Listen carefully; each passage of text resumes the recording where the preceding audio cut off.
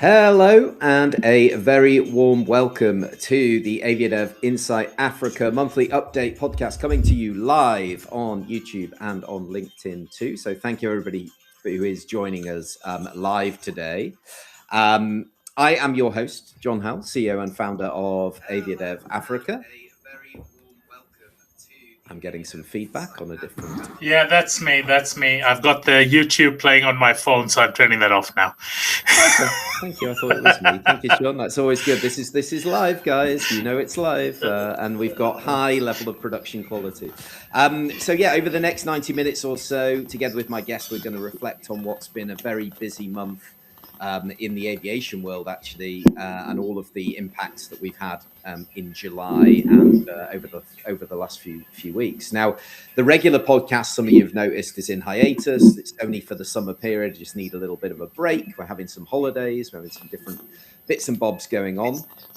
But we wanted to continue with the monthly connectivity update because, of course, the news never sleeps. And who better to go through it with than my two partners in crime every single month, the men who live for aviation news and developments. First, of course, the human flight radar himself, Behramjee Ghadially, who is joining us from Cameroon today.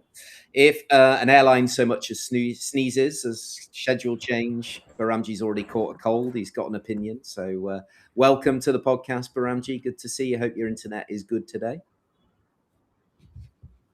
Let's see. Thank you. Let's see. I love it. I love the confidence. That's excellent.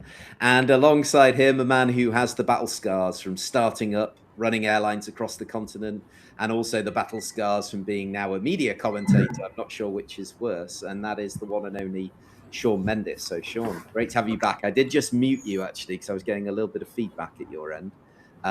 So hopefully that has gone now. But yeah, good to have you back, mate. Thank you very much. Were you getting some? His disturbance is back. Okay. No, is it on my side? Back. Yes, your side. Is that my side? That's weird. Sounds all right now. Sounds all right now. I think it's all good. Sorry for the jumping around on the screen for everybody as well. I'll change the look. So we'll get into the content now. So as always, before we start, I obviously have to say the opinions of my guests are their own, do not necessarily represent those of AviaDev. And if you're watching the live stream, get your comments and questions in. So on YouTube or on LinkedIn, we'll actually be able to see them. We can respond to them in real time. Obviously, if you are watching the follow-up and the recording, just get in touch with us directly. You know where we are, and obviously any ideas for future episodes. Or comment in the comments on YouTube, because we read the comments on YouTube and we can respond there as well. So it's all good. Absolutely. Right. Okay. So let's get into it. Let's get into the AviaDev connectivity update for sort of July and the first week of August. Right. Let's start in Farnborough, start in the UK, which is unusual for our podcast, but Farnborough Air Show, Uganda Airlines formally placed an order with Boeing for 737-8s and 787-9s. We talked about this obviously on the podcast last time, so there isn't anything massively new there, but of course it became a firm order, and this is the carrier's first ever direct Boeing order. They're picking up, they've got Airbus, they've got, or had Bombardier, now they've got Boeing as well. It's happening, Shawn. Anything else that we need to know? Any news on the delivery timelines, when we can expect the planes to be in service? Well, Vincent at the East African in Nairobi actually had a very good article about this, and it goes into a lot of different things. It goes into how the financing is in there. There's supposedly a U.S. government financing component to this, whether it's going to be through EXIM or military support or whatever. We're not quite sure. Obviously, they're not commenting on it. And supposedly the deliveries are scheduled for 2032 and 33. So we're still talking 6 years down the line for this. Again, that's longer than the airline has actually been around pretty much. So we're really... they're really being optimistic that they're still going to be there to take delivery of this. But my understanding, again, from other comments that Ato Girma has made elsewhere, is that they will seek to get shorter term solutions to cover until those deliveries start coming into place. But the key thing to that is 4+4 is confirmed on the books, officially announced, all good over there. I'm seeing users, something or the other, has just asked, what about the 2 new cities that Uganda Airlines is going to start serving, and which are they? I'll tell you right now that, as per my sources, one of them is going to be Accra, which is going to be replacing Abuja as a tag from Lagos. That was supposed to have been announced last week, supposedly, but it will, in all likelihood, be announced this week now. So we are awaiting the formal announcement, and we see where that goes. But as it stands, they are just flying with one A330. The second A330 is still AOG since January. They have issues with Rolls-Royce and their ability to get the aircraft back in the air. So as it currently stands, there's no other utility they have available to put that 330 in. It's flying 3 times a week to London, twice a week to Mumbai, and there's not much hole in the schedule for that when they go back to their 4+3, which is what their original schedule had been.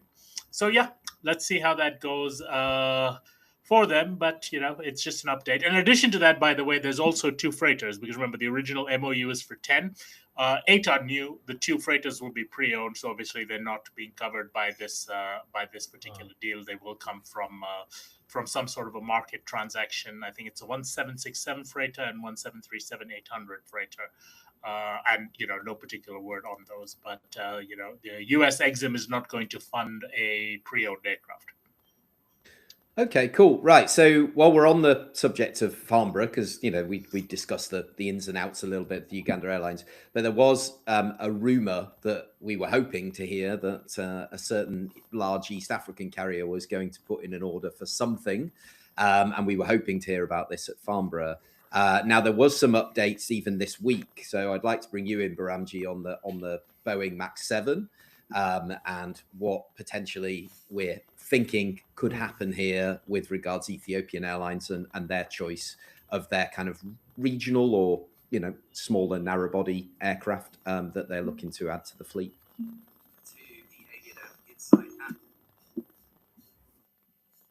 Well, for Ethiopian Airlines to begin with, the good news is that Boeing has finally officially been certified to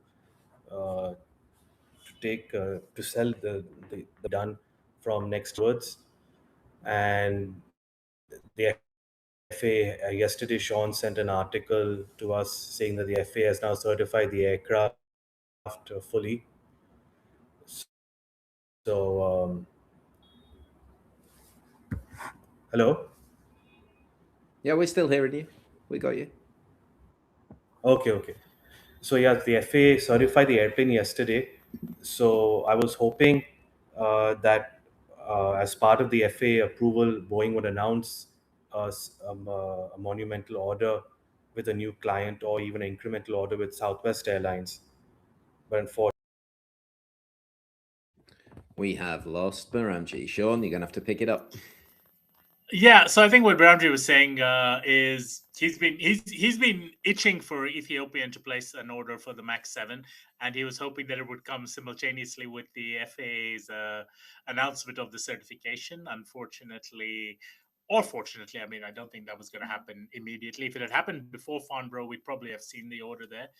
I think from Ethiopian's perspective, Ato Mesfin has been very clear on and off the record that the main reason they've deferred a decision on the replacement for their Dash 8 fleet has been that they were not confident in the PW GTF engines from Pratt & Whitney. And since both the contenders, the Embraer E2195 as well as the Airbus 220, use those engines, they wanted to wait and see. Now they've got an option in that same category of the Max 7, which has the benefit of, number one, not being a Pratt & Whitney GTF-powered aircraft. So obviously that takes that part out of the equation. It brings them significant commonality in both engines and training, because they have a huge fleet of Maxes already for them and their satellite airlines. So, I think the only thing that could change this, I've always maintained, this is not going to be as much a case of which aircraft is best. I think all the aircraft are very good aircraft, and all of them will give them very good performance depending on the different mission profiles selected. However, the the key to this is going to be the financing packages available. So we've seen the US has been very aggressive in Uganda in terms of their ability to offer financing to Uganda Airlines over there. The US is also very keen right now, from media reports, to have US contractors involved in the Bischoff to Airport project. And I would not be surprised to see some sort of a financing package linked to that, which may push Boeing over the line. But as an alternative to that, we know that Brazil has been really aggressive in terms of offering finance to its BRICS partner, Ethiopia. So I'm sure Embraer is making a very strong thing. And of course, Canada is very, very keen to offer export credits for the Airbus 220, given that that's manufactured in Montreal at Mirabel. So, when you look at this, I think Ethiopia is very fortunate to be in a position where they've got 3 good products and potentially 3 very good sources of financing available to them. So I think the financing will wind up pushing one or the other over the line. And geopolitically, if the US comes to the table with a blank checkbook, I think they are more than likely to prevail, given all the other aspects of the GTF and Ethiopia's current commitment to the MAX program. Yeah, really interesting. I mean, I was the MC at the IATA Focus Africa event in Addis, and the group CEO of Embraer was there. Now, I'm sure he wasn't just there for the IATA event, right? It was also an opportunity to really show willing towards the airline too. So that was quite interesting. I love what you talk about with the airport, because of course they need the financing. And if that can be tied in, that the US says, hey, look, we're going to help you with the airport. And, they've already got the office there. They've just, there's other things going on in the market as well. I think that's super, super interesting too. The thing that I was going to ask you though, Sean, is what about delivery timelines for these aircraft? Because surely that's got to have an impact, because they've got to plan their network. So isn't the E2 at the moment the shortest delivery timeline, or am I, would that not play into it to say, actually, we need the aircraft as soon as possible? Oh, definitely. The E2 has the shortest window in terms of delivery timelines. In fact, we'll be discussing some E2 deliveries later in the show today. But no, I think the ET has a significant order book already for Maxes with Boeing, so I think it would be straightforward enough for them, if they wanted the Max 7s accelerated, to swap a Max 7 in for a Max 8 currently, in ET's slot, and take it from there. I'm not sure how many Max 7s they have white-tailed, already pretty much manufactured and just waiting for final certifications prior to delivery. I know they still have some Max 8s sitting in the whitetails, so not quite sure what what the story with that is. But as we've seen from Uganda, we're looking into 2030s at a minimum in terms of new slots coming available. But given ET's order book, some shuffling of slots may be possible. Okay, that's really good to hear. But I just think it's a really important thing. If that's the joker in the pack that Embraer has got, is, well, when do you want these, and can we get them to you before? That must be something that they're pushing as a USP, I suppose.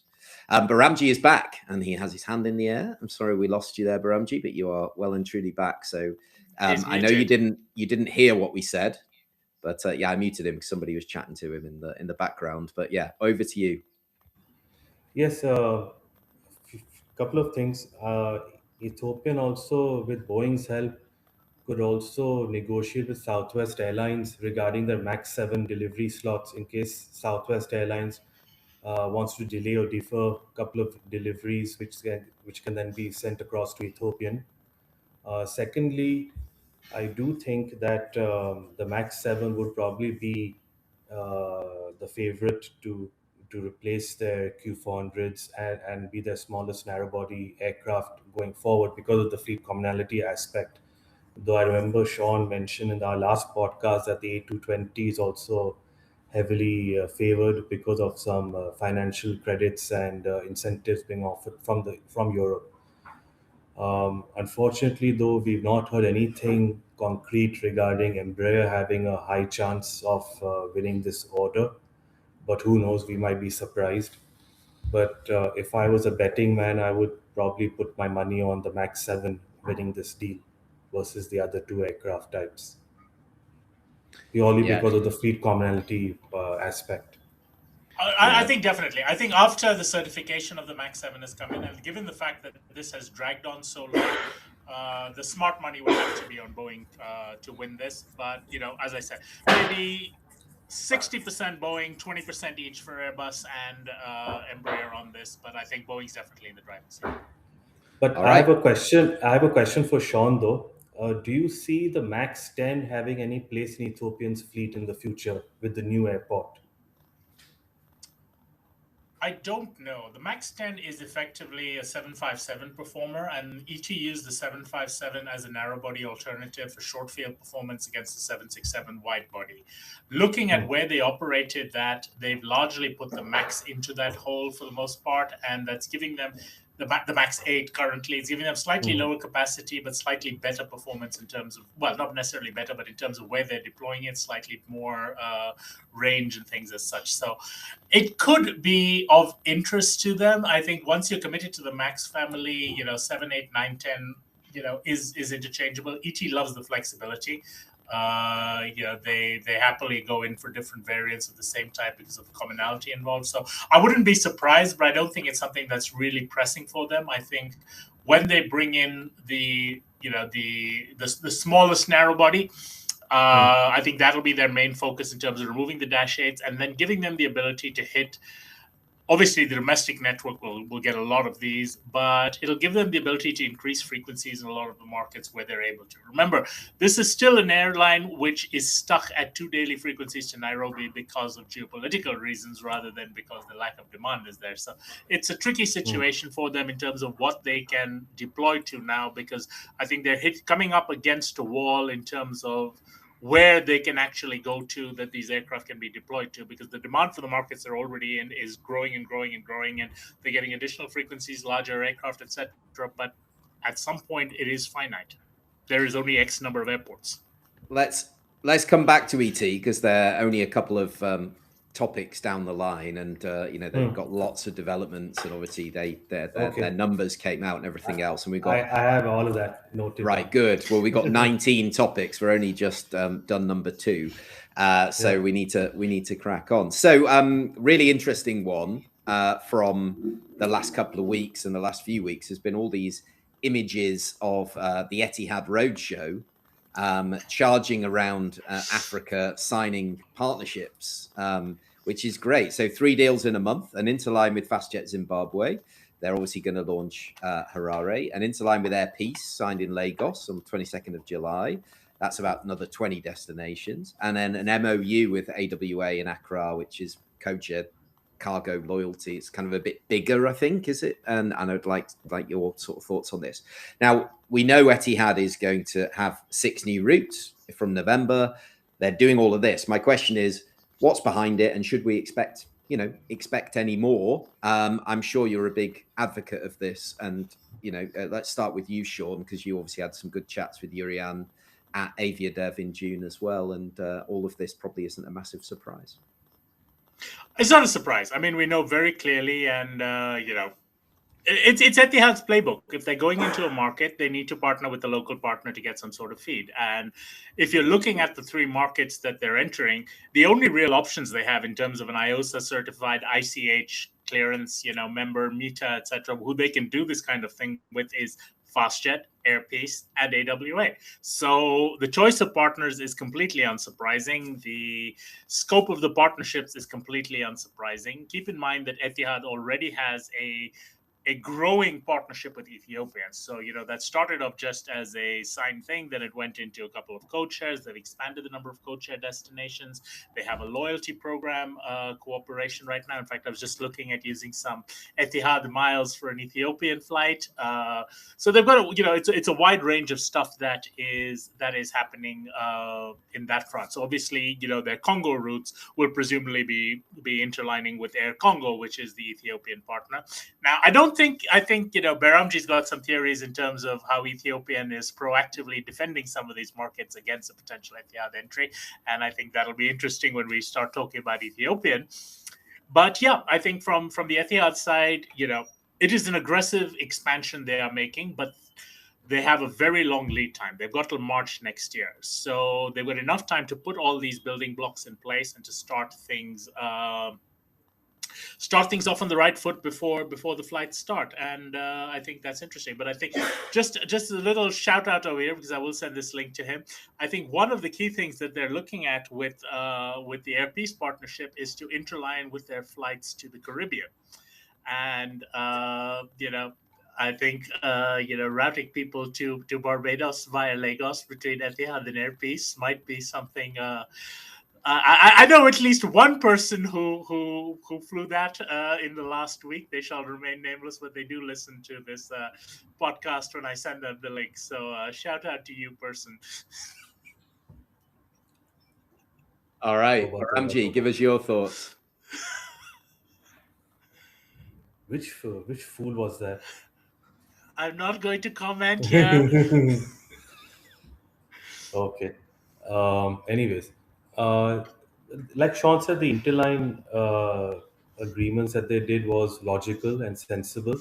The only comment I have regarding those, the interline with AWA and with Airpeace, is that due to Etihad's flight schedule, passengers who are flying from other cities in Nigeria and Ghana, except maybe not from Kumasi, but definitely from other cities in Nigeria, they'll have to spend the night in Lagos to connect with Etihad the next day. So that would be a turn off for sure, especially for Abuja passengers. Abuja passengers will not fly via Lagos to connect with Etihad to go to another city because they have options from their hometown airport. But from the other cities, due to lack of limited options from Enugu, Port Harcourt, you have Qatar Airways and Ethiopia and a few other carriers. But from Enugu, Calabar, Owerri, that's where Etihad will probably get bits and pieces of passengers who will be flying via Lagos. The same thing from Ghana, apart from Kumasi, which would have an early morning arrival into Accra. There's no other station that has that convenient connection. So passengers also from other West African cities would have to spend the night in Accra in a hotel and then go onwards. So that will be a challenge, but it's not going to be that much of a issue, as Africans are used to all of this, unfortunately. Yeah. Okay. Well, let's wait and see, and let's keep an eye on that. But it's good. But I it's good didn't news. know It's good to see it being FastJet does proactive. interline. I didn't know FastJet did Of course. interline until this. I thought they were purely Yeah, low yeah. cost. No. Why look does at- okay? You know, I'm No, going they're to not say low this over cost. here. I'm Julian going to would be say this very over here. upset. This is Julian, exactly. I asked Julian, I asked Donahue as well. Julian gave me the response. Kirsten, Donahue ignored me. Yeah. Are they actually a low-cost carrier, and why do they get classified as that? And they are very upset. They say they are a value carrier. They reevaluated their business model 7 years ago and made a decision that the low-cost space with Embraer 145s was simply not working. So they've decided to reorient themselves into a value carrier. So, I mean, if you fly FastJet, you get free luggage, you get free snacks, you get all. That's not a low-cost carrier. The irony, though, is when you look in terms of how these airlines are classified, and I'll tell you, OAG does this. FastJet is still classified as a low-cost carrier, but Fly Sapphire is classified as a full-service carrier, and I just do not understand this. Why and how people make these classifications is whatever. And are they on the GDS, Sean? Yes. FastJet? Yes, they are. Okay. So let me jump They're in on here, GDS, 'cause- and they also have distribution through Hanair. So they've got double, I don't know which GDSs they're participating, but the ones they're not participating, they've got an H1 code.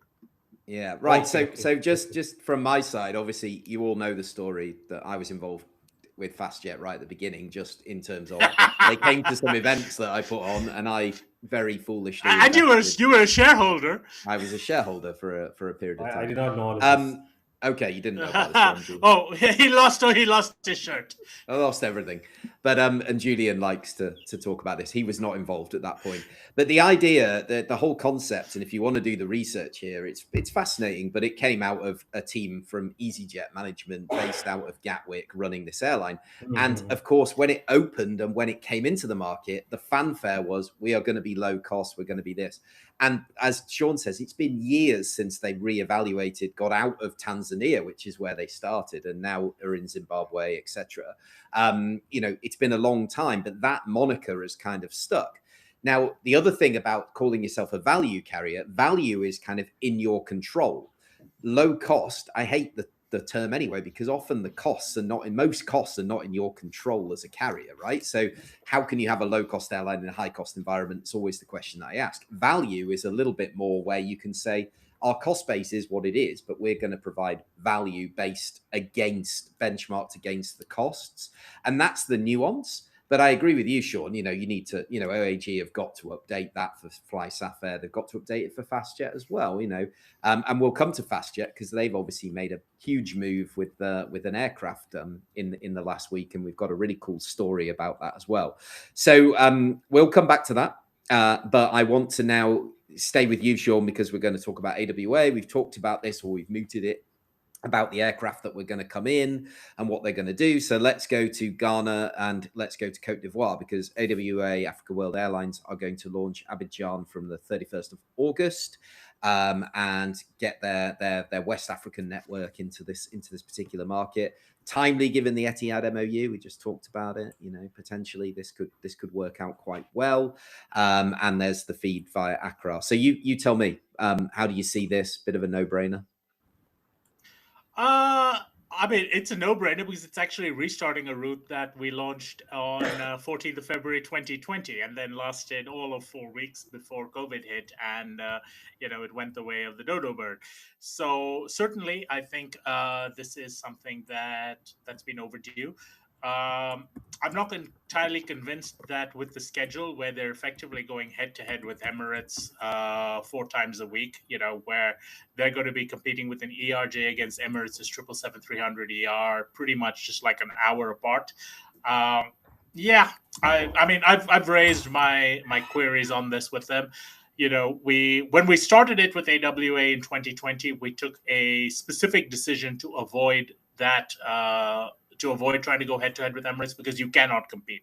They will have a lower CASK than you in terms of the unit costs for being able to beat you with 300 plus seats relative to your 50, and they will beat you on frequency because they're flying in daily, and also they do not care what price they sell it at. They can just throw the seats away because they're making their money on the long haul bits. So with AWA, our initial thing in 2020 had been we were doing overnights. We would do the last flight of the night from Accra to Abidjan, and then the first flight of the morning from Abidjan to Accra, and that provided best connectivity to the network. Now, AWA is in a different position. They've got different resource constraints and so forth, so that's not something that necessarily we're able to do. But as I've told them, I think they've got the schedule they've chosen is suboptimal, and it will not help them make a big bang immediately to achieve that. 4 weekly ERJs going head-to-head with the daily 777-300, plus South African Airways 3 times a week, plus even Air Cote d'Ivoire's operations. Yeah, that's a crowded market, and while it's a market of about 70,000+, I believe, it'll take a while for them to make this. So certainly, it's a good move. They have to make these kind of moves if they want to expand. They have to make these kind of moves if they're going to be attractive to interline partners and so forth. But, how you do it sometimes is also important. And this is not going to be a nominee for Route of the Year like the Ouagadougou was last year. I think this one is middle of the pack, middle or slightly lower of the pack rather than something there. But it's not a head scratcher. I mean, it's the logical move. Yeah. And I suppose caution retail, just to put it out there, like the Lusaka-Harare thing that FastJet tried, but they were competing with these Middle Eastern carriers that were obviously had the route economics and they had the long haul. Lusaka-Harare. No, not quite. Lusaka-Harare, I believe, has 11 Fifth Freedom carriers. Oh, wow. Including both Emirates and Qatar. So, I mean, yeah, they've got Ethiopian, Air Tanzania, Kenya, Botswana. The works. 11 carriers. So, it's a very different dynamic there. Eswatini. This could be a really interesting topic for AviaDev, right? About how far do you go with the Fifth Freedom and, and all the rest of it. Is it actually stifling connectivity in Africa by giving it? You know what? Give me that panel with Julian, with Namshla, and I'll give you a few other names, and we will definitely have that conversation because I think it's definitely out there. How open is too open? Yeah, how open is too open, and maybe get some of the the Middle East guys on there who say, hey, we're going to defend our Oh, position. they don't care. You know, They genuinely don't care. For them, this is a rounding error. So as far as the Emirates and Qatars go, if they didn't have it, they would still serve these markets, and they would serve the markets independently. This is just a top-up cash for them. It's not like Emirates' service to Harare is contingent upon the 50 passengers a day they get from Lusaka. No, that it's dependent on the 300 passengers they're getting to China and everywhere else. And this is where the premise of the Yamoussoukro, right, and all of those things is you can do protectionism because you can favor, But this is nothing to do with YD. YD no, but what very I'm saying strictly is, covers African. Yeah, but my point here but is, if you were to remove the freedom for the foreign carriers and keep it there for the African carriers, the market would maybe balance a little bit.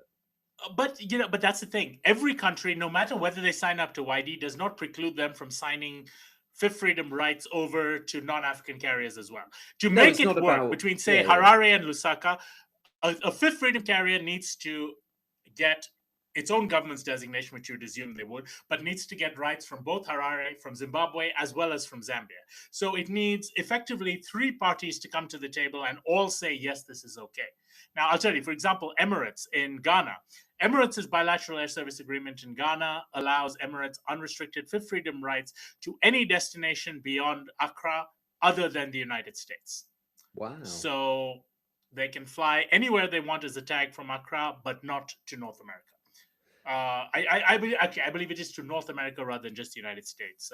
So Canada. So I mean, we'll talk about this, but is that not kind of where AFCAT could really focus its attention to say? No, but see, let's go back in time.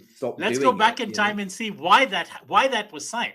This was signed way back in like the late 90s, early 2000s, and why it was signed was because Ghana Airways wanted Fifth Freedom rights from Beirut to Dubai. So at the time, Emirates was not even looking at West Africa, and it was Ghana who said, we want Fifth Freedom rights, and you know what, we'll give you that, because you're never going to come over here. So at the end of the day, there is a legacy to all of this. Ghana Airways wanted the rights. Ghana Airways got the rights between Beirut and Dubai. In fact, they have any intermediate point to Dubai if they want it. And but at the flip side, Emirates now has become the behemoth in the room, and Emirates is now taking advantage of that to Abidjan. So let's not look at it in terms of this is all a one-way street over there. It's the Africans who wanted to play the game of cards, then got dealt a bad hand of cards, and now have to fold. And so it goes both ways. How would you unravel this? You'd have to take this to ICANN, and you'd have to like full on. No, you don't want to unravel it. You don't want to unravel it. The reality is, you want an open market to do what's best. The consumers and everyone is there. If AWA partners with Emirates. Emirates, in reality, the use of a 777 to fly the Accra-Abidjan leg is a waste of their resources. It's poor on aircraft utilization. It's poor on engine cycles, gear cycles, everything else.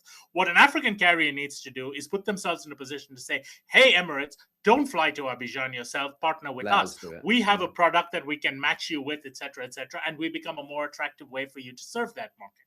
That is the way to do it, not by taking a better product and throwing it out, but rather by raising your standards to the point where you become attractive as an alternative to them running their own aircraft. And I think that is the key point over there. Now, AWA is not in a position to do that right now. Maybe in 10 years they will be. Maybe in 10 years, AWA will have 737s or 797s or whatever it's called to fly that route and partner with Emirates and whatever, and maybe then it'll work. But there's nothing wrong with saying this is not a space we can compete in, and that is not a space you can compete in. I mean, Emirates can't fly to Kumasi, so Emirates needs to partner with AWA to fly to Kumasi. Emirates needs to partner with someone to take passengers to Ouagadougou or these smaller markets where nobody can serve. So let's not get overboard in terms of saying right. Africa is only for Africans, because Africans want to take business abroad as well. Let the best person win, but let it be a level playing field. Yeah, I think this is great. It's really interesting as a topic because, of course, we're going to talk about FastJet in a bit, about how they've upgauged to try and get the unit costs down to compete, right? So, it's about adapting to the market. And we saw that when we opened the Zim SA market, that it's now been flooded. And we've got another carrier we're going to talk about in a minute with a new route that's going to start between South Africa and Zimbabwe as well. So before we move on, Behramjee, your thoughts on AWA and and Air Cote d'Ivoire. And what they're going to do to Abidjan. Anything additional to add here? Sorry, we went off at a bit of a tangent. No, it's fine. It's not going to create anything different in the market. It's only 4 times a week, quick 50-minute flight, 68,588 passengers flew in the last year, point to point between the two cities. The yield is very high, about nearly $300 one way is the ticket. Emirates, as Sean mentioned, dominates this sector. They fly a daily 777-300. They give a generous baggage allowance also, so it's favored by traders and majority of the passengers. Uh, it's basically a route that AWA needs for its long-term growth as well as to fuel its Accra hub growth in the future, because Abidjan feed they will rely on to feed Nigeria and Central Africa. So I do see this route in the future going up to a daily flight, as it will contribute a lot of network feed. But for the time being, it won't. It's not going to cause Emirates of Air Qatar to have any sleepless nights. But you think long burner, it could It's work. It's a long-term play. Yes. Yeah. It is a route you have to have in a network from Accra. It is the second largest regional market from Accra after Lagos. So you can't not have it. All right. Makes sense. Right. Let me stay with you, Behramjee, and let's talk about Emirates and Ghana again. So Emirates cut their new frequencies to Ghana after, I think it was less than a week, right? So talk to us about that. 'Cause they added 3 days. 3 days. 3 days. Okay, there we go. So they added 4 new weekly frequencies from the 12th of July and then pretty much pulled them out very quickly. So what's the story here? Well, I don't know the background of this story, but I assume it's probably because number one, point-to-point demand to Dubai is not as high as it was originally prior to the war starting, and that constitutes a significant amount of Emirates' Accra passengers. And another thing is that Emirates only announced the frequency increase, giving the market about 4 to 5 weeks advance notice, which you should not do, realistically speaking. It looked as though it was purely done to curtail Etihad's momentum into the market, and they wanted to get a faster entry into increasing to double daily, which they were planning to do pre-COVID. But obviously, due to the current issues in the Middle East, in the GCC region in particular, the demand levels have still not reached what they expect internally, along with not having enough transit passengers to go via Dubai to feed these incremental flights. So I'm not surprised at all. Uh, for them to reinstate these flights, I would say the Iran war has to first completely end, and doesn't look like that's going to happen anytime soon, the next 1 or 2 months, despite what's been reported in the media over the weekend. But say in a hypothetical scenario, the Iran war ends by end of September, let's say hypothetically. Uh, if Emirates has to reinstate these flights, they should reinstate it, giving the market at least 2 months advance notice to sell. No point doing it again with a 1 month advance notice. At least they should give it 2 months, and they should preferably start these incremental flights from December 1st, so that they can take advantage of the high season Christmas rush in at least in one direction. So if you start December 1st, that means you have to open for sale latest by October 1st. So that's what I would suggest. Makes sense. Sean, anything to add? Just to say that, remember, this is the second time Emirates has tried this. They tried it in 2018-19, and it fell flat on its face back then and was yanked before it even started. This time it did start and lasted 3 days. So, once bitten, twice shy. Third time, fool me once, shame on you. Fool me twice, shame on me. And I think they will think very long and hard before putting in additional frequencies to Accra quite yet. I think the next step you would see if they wanted additional capacity to Accra is probably delinking Accra Abidjan and tagging Abidjan with somewhere else. Maybe, delinking Dakar Conakry and tagging Abidjan Conakry, something like that. Maybe what they'd look at if they wanted additional capacity to Accra. But I think it's been fairly clear that the market for Accra is somewhere in between the 3/4 of an aircraft and 2 aircraft number. And so that 2 aircraft is just too much, while the 3/4 of the aircraft might be putting a bit more pressure on it at peak season. So tricky. And this is the challenge you have when you have a fleet of only large wide bodies and your smallest aircraft is an A350-900. You're stuck because you can only do things in increments of 300. Yeah. Great point. Absolutely. Right. Let's move on. Behramjee, I'm going to come back to you for our next one, which is the network machine, the relentless network machine that is Ethiopian Airlines. Crazy month of updates here. So much going on. So rather than me run through it, I'm going to hand over to you because you've got your little notepad there, I can see. Yes. And Yes, you're going to run through it, and then we'll get Sean's thoughts on it after that. Sure. I will start with the interesting part, which is the bilaterals between Ethiopia and Maldives. It was recently signed a few days ago, and it's allowed Ethiopian Airlines to start flying to the Maldives. But the most interesting part is that the fifth freedom destinations that they've been given traffic rights to via the Maldives. Those include Australia, New Zealand, Jakarta, Bangkok, Colombo, Perth, Sydney, Singapore, and Kuala Lumpur.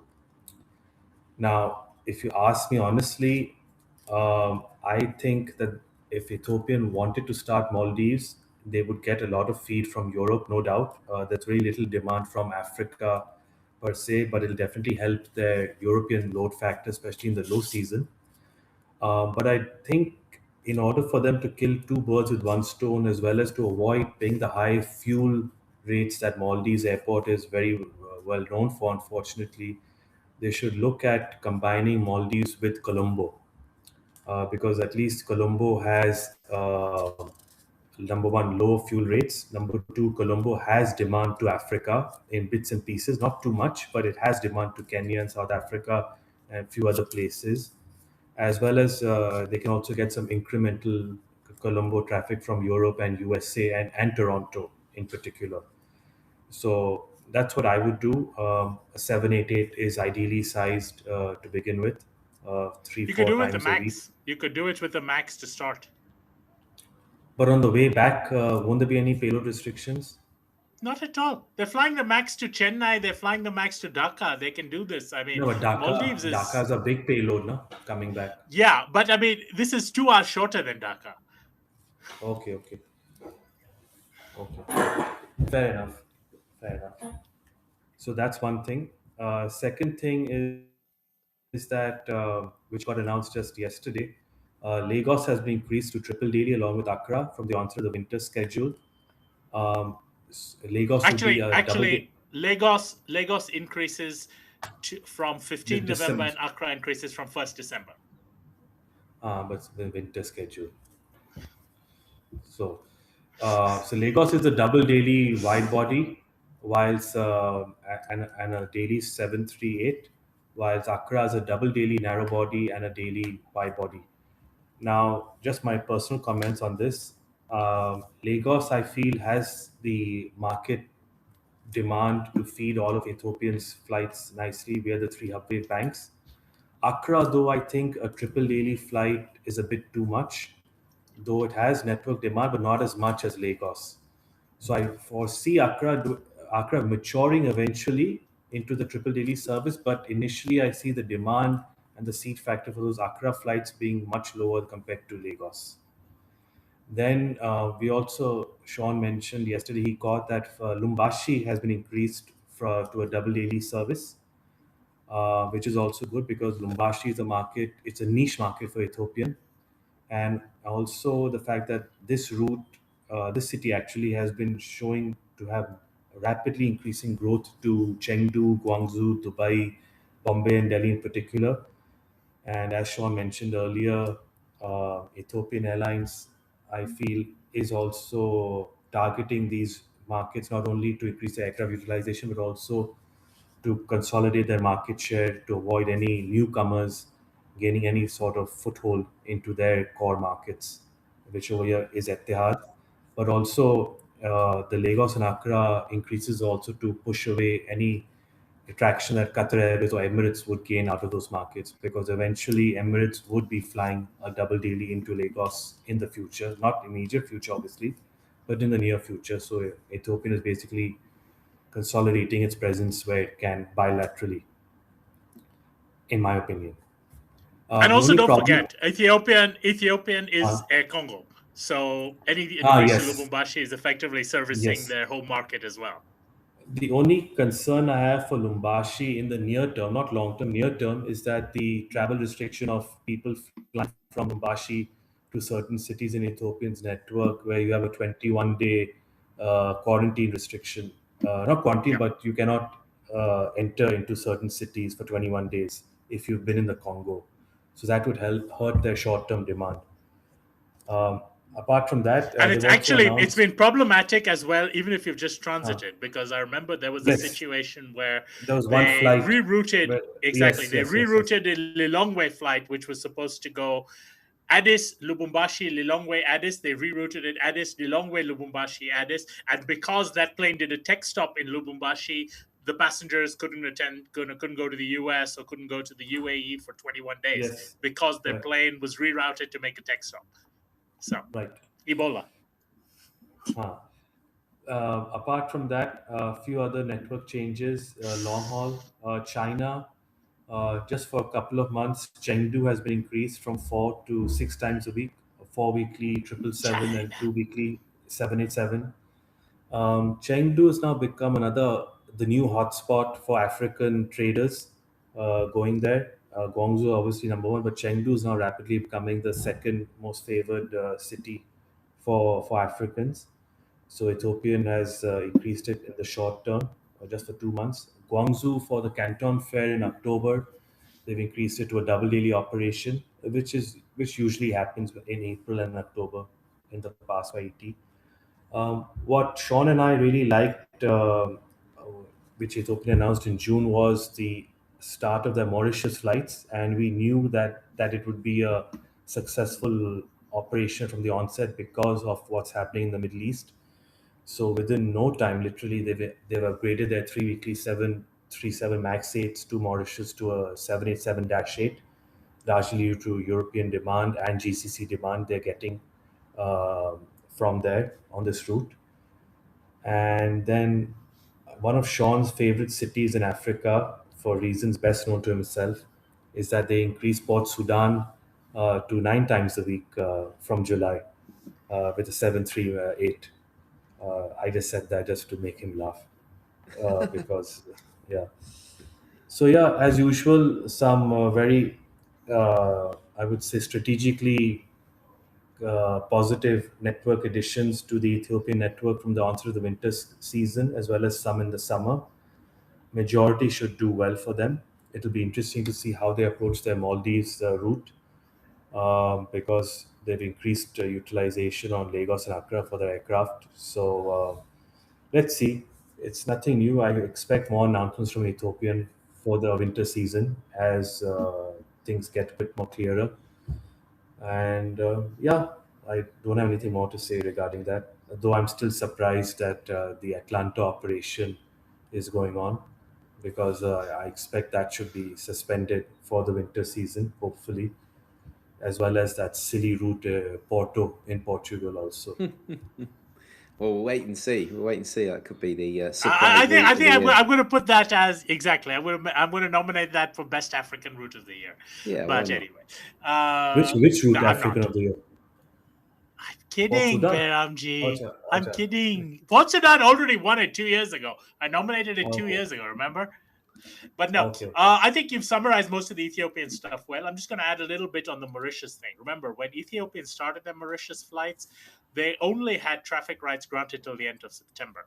And currently, they are only selling flights till the end of September. Now, I've had chats with people in Mauritius, I've had chats with people at Ethiopia. And my understanding is during the launch festivities, Lema, who is the chief commercial officer, and likely next CEO at Ethiopian is was on the ground.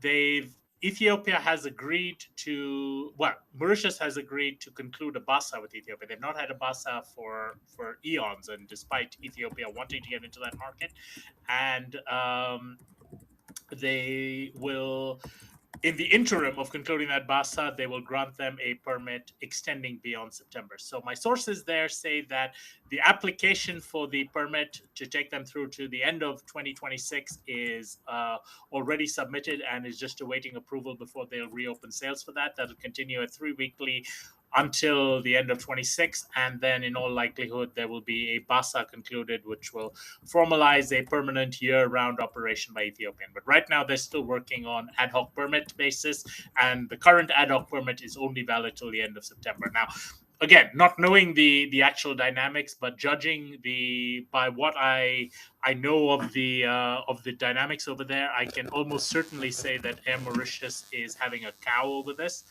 They do not want to see Ethiopian in that market.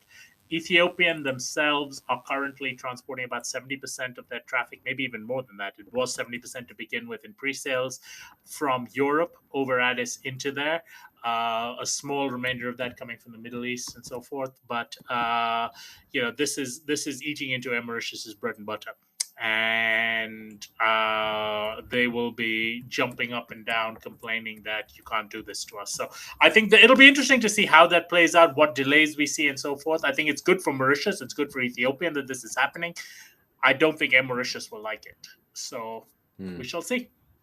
No, I agree. They won't like it at all. I mean, I was there on holiday last month. It was very, very nice. And I flew with Discover, and it's a particularly German-centric leisure airline. It's really interesting to see Ethiopian getting to these leisure markets, but of course it's all about feed, like you say, Sean. All the flights Absolutely. from the UK, for example. They've got flights out of Gatwick, flights out of Heathrow. It's a direct straight line. Let's stop in Addis if it's going to be way cheaper, than the direct opportunity. And here's an interesting thing. Just a comment on that Gatwick Heathrow thing, and this really struck me because I was looking at their schedule. Remember, in the summer schedule, Ethiopian slots at Heathrow are not all morning arrivals. They are twice a week. They actually have evening arrivals. So that's a daytime departure from Addis, evening arrival into Heathrow. So what they're actually doing is, on those days, they have a night departure to Gatwick, morning departure from Gatwick, and a morning departure to Heathrow, and an evening departure from Heathrow. So effectively, I think that is what we might wind up seeing in the long term, is the double daily Londons from Ethiopia, and maybe split across Heathrow, Gatwick. I don't know how that might work. It'll depend on slots. But I just saw that interesting when I was looking at the schedule. Just as London from Addis, morning, evening, and morning, evening, there are no parallel operations on those days. And that's just interesting to see. Yeah. Right. Go on, Behramjee, really quick, though, because we've got 12 more to do. I also feel that for Ethiopian to give more room to the Asian connections on their popular morning flight to Lagos, I feel they'll probably have a special fare using by flight number for London and Rome to feed their nighttime flight into Lagos. So this way, more seats can be opened. They already do. They already do. If you look in terms of that, even like in Mumbai.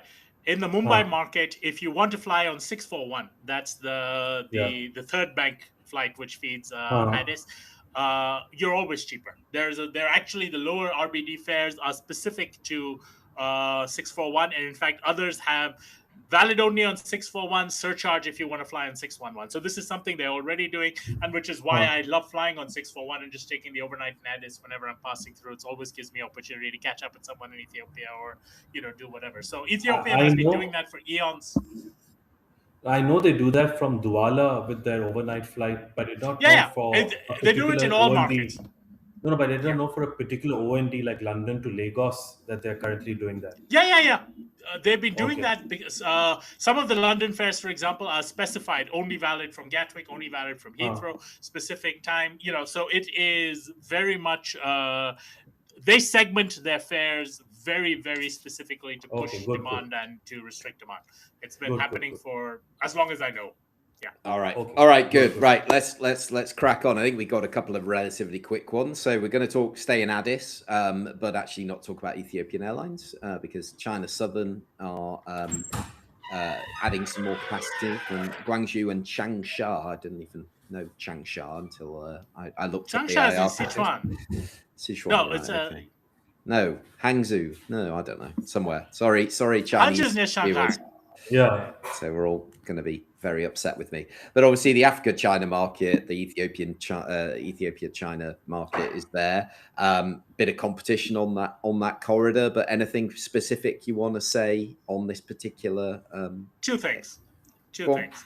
So Changsha is the capital of Hunan province. Changsha, the Hunan, Sichuan, Chengdu belt is where there's really a lot of growth happening from there. So without a doubt, I think the Hunan government is looking at where you're seeing the growth from Chengdu in particular, and they're looking at trying to incentivize. So without a doubt, this is the routing is Gwangju, Changsha, Addis. Without a doubt, this is coming because of some sort of incentives being offered by Hunan government. So I'll tell you that much straight over there is why it's happening via Changsha.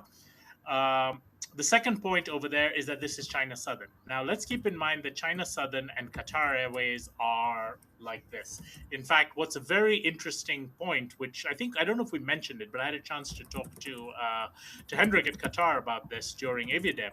And one of the largest growing markets from Nigeria to China was actually China Southern's route into Doha, which then connected passengers on Qatar into Nigeria. And it was just interesting to see that it was an interline connection, but that interline connection was obviously being driven by Qatar's strategy for Africa. So anything that China Southern does with respect to Africa should be taken as Qatar has a hand in it, whether they're driving it or whether they are encouraging it or whether they say, that's a great idea, let's make it happen together. But those two are much closer linked than people think. And I think the numbers last year, as well as, obviously comments from them as well, have just highlighted that fact some more. So while it seems, Changsha to Addis on paper just seems, what the hell, there's more to it. Okay. Interesting. Right. Let's do the second one. Go on, Behramjee. All right. China Southern, they announced a 2-weekly operation using a 787-9 on this route. The Guangzhou to Addis market last year, it grew quite a bit. It grew from 45,000 passengers in 2024 to 71,000 passengers in 2025. But the average fare fell by about 20%, fell from not 20%, fell by 15%, sorry. Fell from $620 one way without YQ to $515 one way without YQ. Now, the difference over here is China Southern is competing against a 10-weekly Ethiopian operation. China Southern is not going after Africa market per se. They're going after China and Korea and Japan market via Guangzhou to Addis Ababa only. Ethiopian targets Africa to Guangzhou. So it's a completely different target market that China Southern is going after. It's a much, much smaller market. And also the fact that China Southern is operating one stop to Addis via this airport, Changsha. So it's not really a competitive product compared to Ethiopians. I do not see Ethiopian getting affected that much with this new entry. And I also will not be surprised if China Southern suspends this route within a year, because I really don't see much hope for them on this sector. All right. Let's wait and see.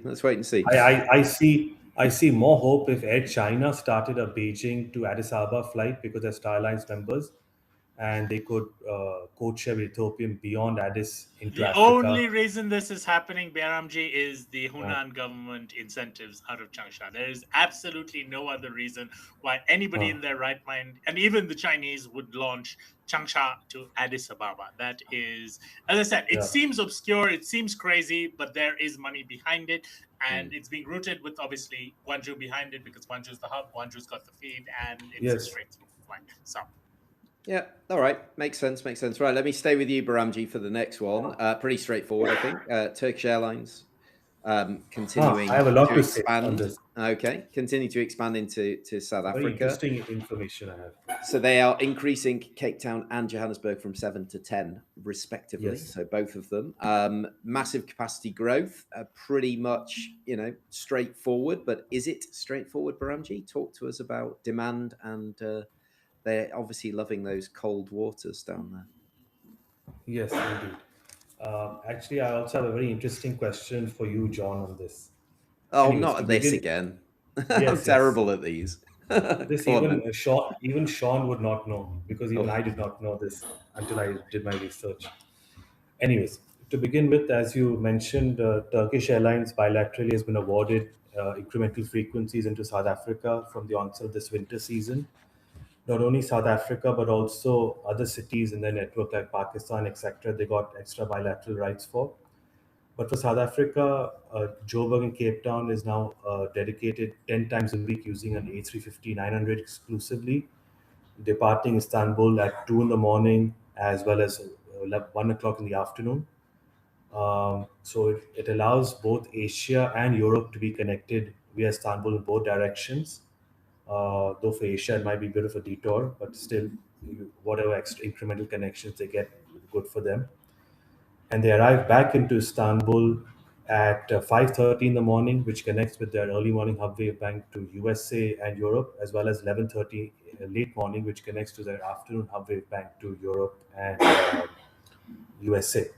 Uh, Now, with regards to the Turkish's performance in the South African market year over year, you'll be surprised to know that they uplifted more passengers out of Cape Town than out of Joburg consistently over the last 2 years, despite Joburg being a much bigger market, but probably because Cape Town has less competition compared to Joburg, as well as And Cape Town has capacity. dedicated flights, while the Joburgs are tagged to Maputo and Durban. Huh. But still, uh, for Joburg, they uplifted in 2024 147,000 passengers, and that fell to 145,000 passengers in 2025. The interesting thing is that Turkish's Joburg route, only 14% of it is point to point, whilst 86% is transit traffic via Istanbul to Europe, USA, and Middle East. Middle East. Huh. Middle East, but a lot of it goes to Beirut and Saudi Arabia, but the main Yeah. markets are Europe, to be honest with you. Uh, the top 10 market, actually, the number one market that feeds Turkish is Joburg flight. I'm sure all of our listeners will not guess it, is Athens. Athens is the biggest feeder into Johannesburg, but it There's is a not huge for Greek Cape Town. community. Yeah, There's a but huge it Greek is, community in Johannesburg. but it is not for Cape Town. For Cape Town, it shocked me. No, the community is in Johannesburg. I know, but I'm just saying. So the top 10 markets that fed TK into Joburg last year were in ranking order: Athens, Amsterdam, Madrid, Frankfurt, Munich, Brussels, Berlin, London, Copenhagen, and Manchester, each respectively. Now, on the other hand, Cape Town to Istanbul, sorry, 181,000 passengers in 2024, which increased to 192,000 passengers in 2025. So a good about 7% increase in passengers, but only 10% of those passengers were point to point, whilst 90% were transit via Istanbul. Now, John, take a wild guess. Which market do you think was the biggest market by far feeding Cape Town's flights of Turkish Airlines? So this is Cape Town And outbound. yes, and I will give you a hint. It is not an ethnic market. Oh my goodness, it's not an ethnic Yeah, market. Wow. no. Okay.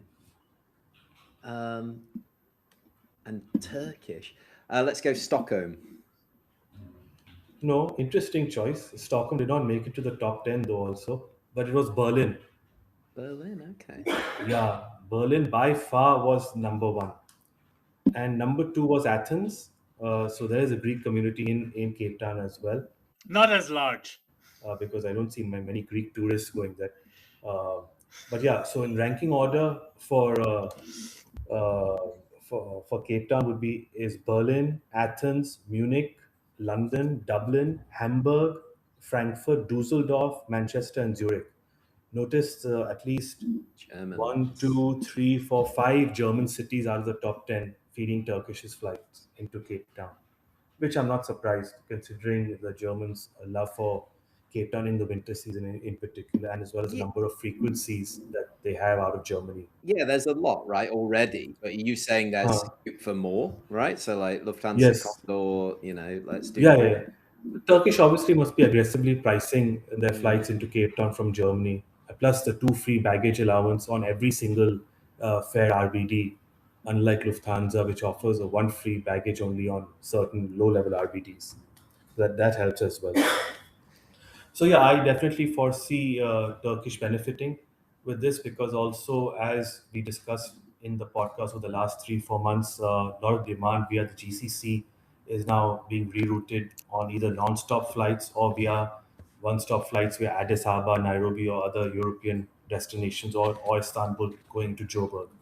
And So that should help Okay. also. no, this is really good. Just quick one on that, Sean, for you to answer as well, because it might be obvious. But Because I've got a statistic for Behramjee as well, because I looked right, up please. exactly the same numbers and I've got one for him. But go Please. on. Let me ask just your ask thing. the question. So obviously you've got Lufthansa, you've got Condor, etc.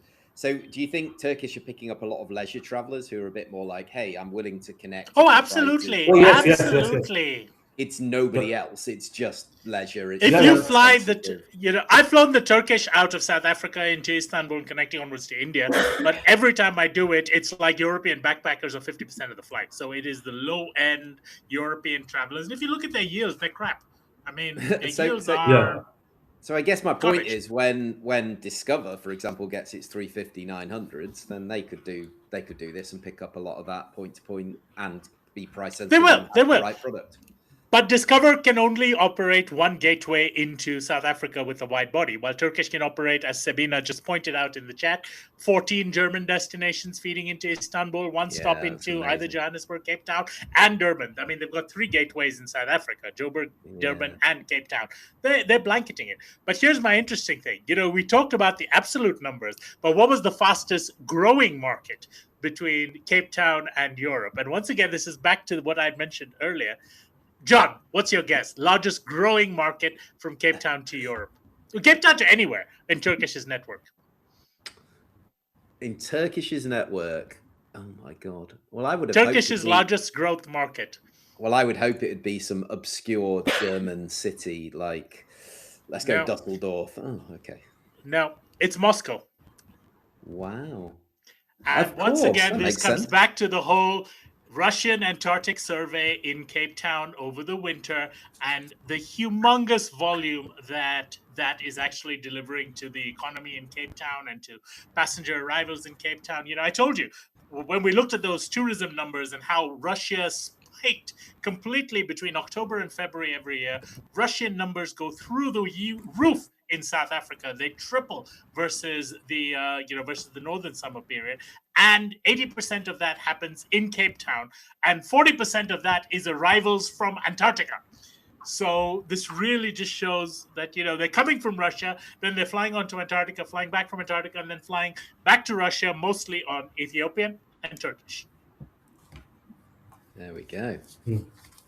There we go. Right, cool. Okay, let's park this one because we're an hour and 10 minutes in and we've still got about 1,000 topics to go through. And the next one is super interesting because it is our friends at Air Zimbabwe and launching London Gatwick, which is super exciting for multiple reasons, but also very interesting in the way it's been put together. So Harare Gatwick returned in July. It was 14 years absent from the market. It, of course, as we've pointed out, those of you who follow us on LinkedIn, it was our top Africa to the rest of the world route since the start of the Airbus report 3 years ago. It's always been number one.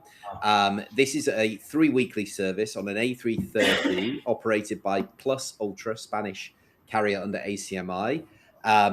Which obviously, because Air Zimbabwe didn't have the aircraft, wasn't, was on the blacklist, all these different things. So it was a way of getting this route going. And we know the guys that helped with the ACMI as well. Sean has his hand over his mouth, his hand over his eyes. The aircraft is now I have a lot to flying. say. The route is now launched. So, and of course, very exciting for us. Air the team were there at AviaDev, the London Gatwick team were there. It was all already very much in discussion at that point. There's been lots of negotiation, lots of things going on. But let me kick off with Sean. You go, Sean, this time. Okay, sure. Okay. We alluded to this in the past, but Air Zimbabwe has actually now announced, between our two podcasts, Air Zimbabwe announced, launched has flown and has cancelled 2 flights as well between 2 podcasts, which I think really tells you why I'm covering my eyes and my head regarding a long haul route. Launching a long haul route in the summer with 2 weeks notice is called financial suicide, and I think they're beginning to see that. We've seen numbers which they, to their credit, are publicly releasing, for better or for worse, but their load factor over the first 2 weeks has been approximately 30%. And that 30% includes all the VIPs they flew there for free for the launch festivities. So the reality is they're probably in about a 20% load factor range. They're just lighting money on fire. I know they're going to say, oh, but this is not Air Zimbabwe's money. It's going to be Mutapa Investments' money. Look, if I was a Zimbabwean taxpayer, I really don't care who's sending my money on fire. I just care my money is being set on fire. But hey, there's a larger agenda at play, which I do appreciate. They're doing the right thing. They're doing it the wrong way. This market could be served, but this market needs to be served with a feeder network on the Zimbabwean. Now, I believe they are going to be tagging a Johannesburg flight, returning to Johannesburg come September. I don't think they've got Lusaka on that. Harare to Lusaka, as we've alluded to before, has too much competition that Air Zimbabwe won't be able That's to what really make. the CEO said he was wanting to tag it with Lusaka as the He'd Zambian want to government tag it, offers. but that is not some. So, Yeah, but it's not something that is actually happening in the immediate term planning, while Johannesburg is actually in the immediate term planning to fair get enough. back into that market. And the reality is, look, Lusaka to London is not even a fraction of the market of Johannesburg to London. If you want to fill that plane, of course, or even be competitive with filling that plane in the off season, there's only one market in Southern Africa, in Africa, two in Africa, Nigeria and South Africa, which you can count on for year-round infinite demand, and Airzim's going to do it. But as it currently stands, they've had 2 flights delayed, 2 rotations, so 4 sectors delayed 24 hours or more. They've had 30% load factors. They are, I do not want to be sitting in a financial person's shoes or standing in their shoes right now. It is, they're easily blowing $3 to $4 million a month on this route alone, and that's money they do not have. So their shareholder Mutapa Investments is going to really have to come to the table with $30-40 million a year in subsidies to make this work, unless they significantly change their. They've just come back into GDS and things, but these are things which should have happened before the route launched. They came into GDS a week after they launched the route. Come on, people. It's not just amateur hour. This is why African airlines get a bad name for being Mickey Mouse outfits. And even Mickey Mouse generates more money than that to his intellectual property. Right. Take a breath, Jon. Behramjee, over to you. Sure. One thing which Sean forgot to mention is that also the Harare to Joburg point-to-point market is significantly huge. That will also help the A330 not only get transit traffic but also point-to-point traffic on that sector. Oh, but knowing them, they'll launch it with a bloody ATR. Okay, anyways. Getting back to, apart from what Sean said, with regards to the actual commercial numbers on the Zimbabwe-London route, I was actually very happy to see this route getting announced and launched. Though obviously we discussed it last time that the advance lead time was quite silly, or I would say in my language, quite stupid. 2 weeks notice. It makes even Air India look shameful, because Air India announced flights to Amsterdam and Sydney last year with 1 month's notice to the market. So Air Zimbabwe beat them in terms of double Air Zimbabwe's. Yeah, there you go. Yeah. So, but anyways, apart from that, the market size between Zimbabwe and the UK last year is quite big, surprisingly, compared to what many people would think it is. Last year it was 162, 185, 202,000 passengers flew point to point between Zimbabwe and England last year, out of which the Harare to London point to point market was 132,000. Manchester and Birmingham was 30,000, whereas Victoria Falls to London by itself was 23,000 and Bulawayo 17,000. So the market demand is definitely there. But as Sean mentioned, and as well as I mentioned in the last podcast, for Air Zimbabwe to see consistently high load factors on this route year round, they need at least 4 to 5 regional cities via Harare connecting to this flight in both directions. Not only Joburg, but places like Lusaka, Entebbe, Nairobi, whatever is close by within a 2 hour, 2.5 hour flying distance needs a connection, because But relying see, solely but on Behramjee, let me just point uh, this out. Air Zimbabwe currently has 0 of their own aircraft airworthy. correct. They I are know, reliant 100% I on know. ACMIs from everything else. Yes, So I mean, as it's a question of learn to walk before you can run. And I'll tell yes. you this straight up. I know Edmund, I know his team. I know that they are not the type who jump into London. This is something that has been pushed on them by their shareholder. The announcement for this was made by Mutapa in January, saying it will happen by Uh, June.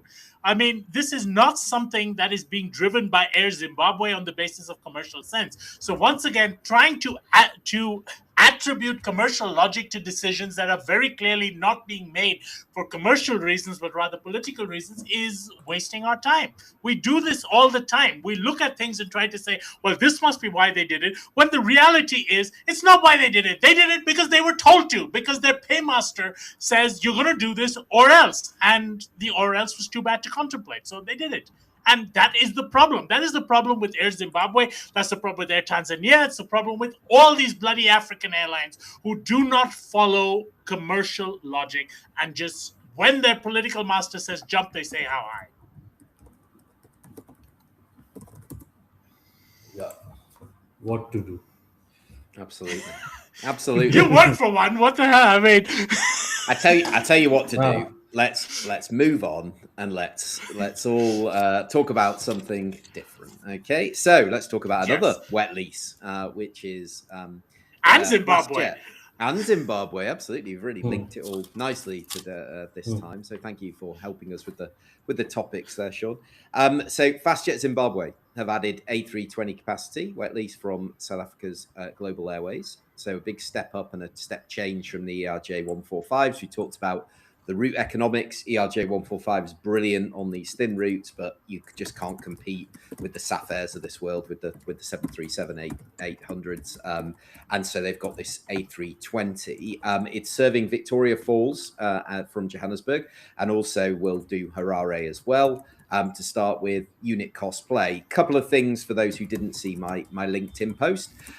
One is, I believe that a lot of the discussions were had during AviaDev, which is super cool. We do a VIP program ahead of the event, and both Cilias and Julian, the respective CCOs of the airlines, being Lyft through Global and being FastJet with Julian, were on that tour, which is great to hear. And then of course the CEO of FastJet was there, the global team was there as well. So a lot of these conversations, I'm sure, were happening, but they have given us a little bit of kudos there. And the second thing that's really cool that I noticed on the livery is that those of you who know FastJet know that there is a grey parrot, has always been its sort of motif, and it says "Fly with Mbuji" on the side. And so I said, who's Mbuji? And then I got a beautiful photograph of the owner of Global, who owns a grey parrot called Mbuji. And so it's his parrot on the side of the FastJet thing. So it just feels like a match made in heaven. It's a unit cost play. I'm sure of that, obviously to compete in this market that we've talked about a lot about its liberalization. But give us a little bit more, Sean, on exactly, how it came about, what you think this is going to be, because it's initially just in here as a tester, right? For a couple of months. It's not a long-term thing, right? It's 2 months to the way an ACMI is due to be used normally, adding capacity, test the market, whatever it may be.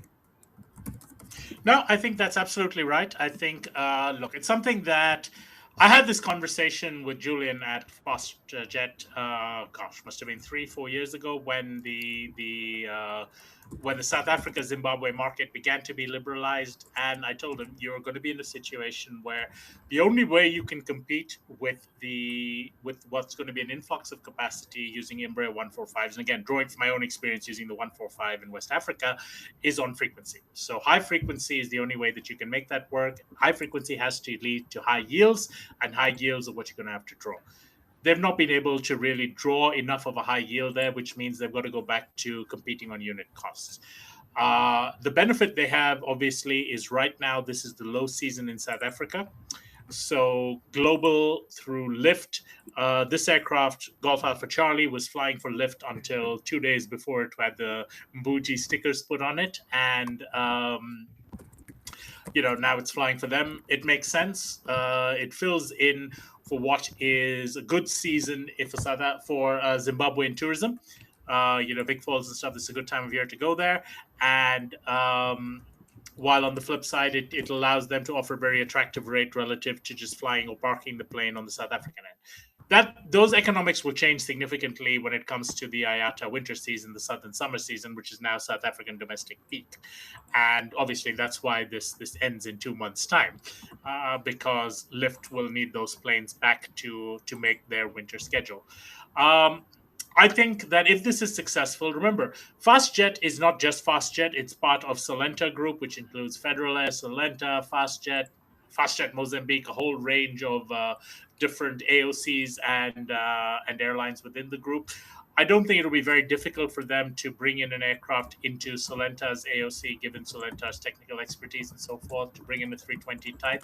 And I could actually see, in a wider perspective, Solenta, Federal Air, etc., looking at marketing an ACMI 320 product to FastJet as well as to other other operators within Africa. Right now, that's a niche that Global has, but I wouldn't be surprised if Solenta is looking at that and saying, hey, there may be a market for some of this if we go and get A320s or 73s or small narrow bodies like that. So I think it's a very logical tester, both for FastJet as well as for the parent group, in terms of where it goes. And from Global and Lyft's perspective, perfect timing. It allows them to place an aircraft and probably make more money on it than they would have flying it on domestic routes in South Africa.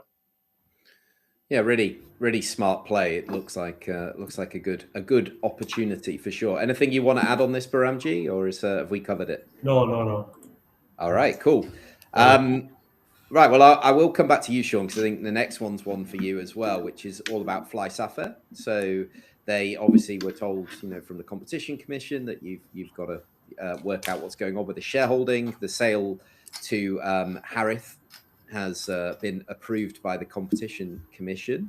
So where do we stand now, and what is the next hurdle, and when can we expect this to be sort of concluded, and what does it all mean for the airline, I suppose? Well, for the airline, it pretty much doesn't mean much, because it's business as usual, and they're operating exactly as they have been, and they will continue to operate the same way when the shareholding changes. So no real change operationally from the airline perspective. The interesting thing, though, is, South Africa has an interesting system on the competition side, where they've got two bodies. They've got the Competition Commission, which is effectively the regulatory body that does investigations and makes recommendations and things. But they also have the Competition Tribunal, which is the judicial body. And so when the CompCon will do a review of everything and then make a recommendation to the tribunal, who will then give it a legal stamp of, right, this is good to go.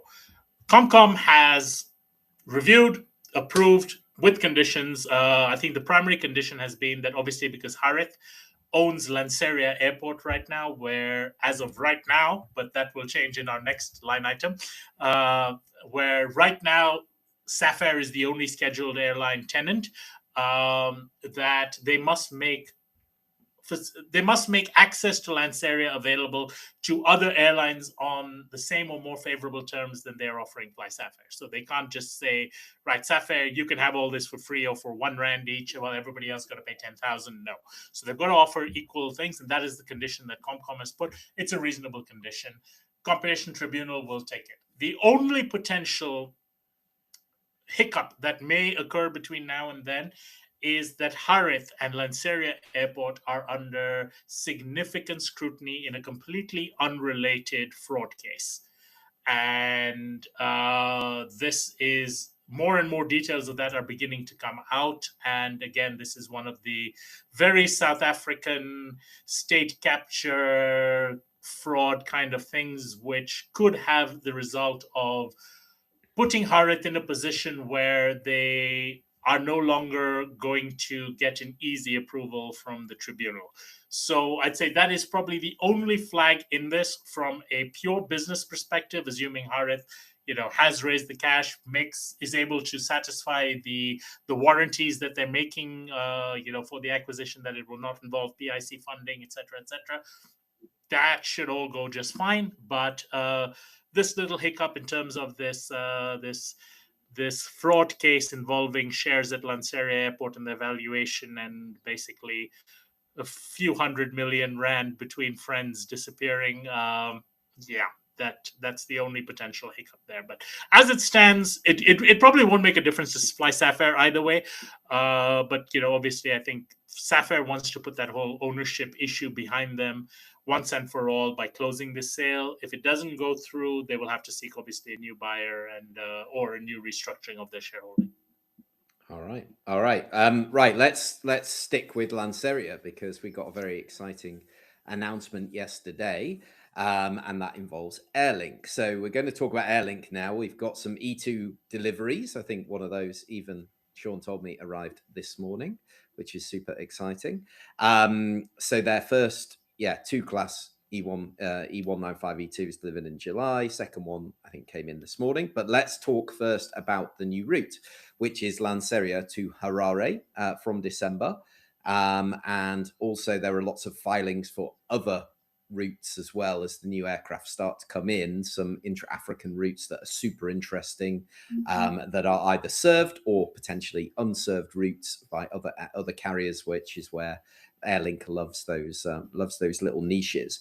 So we're seeing that post investment from Qatar. The Qatar investments come in, we've seen the aircraft, and now we're starting to see this.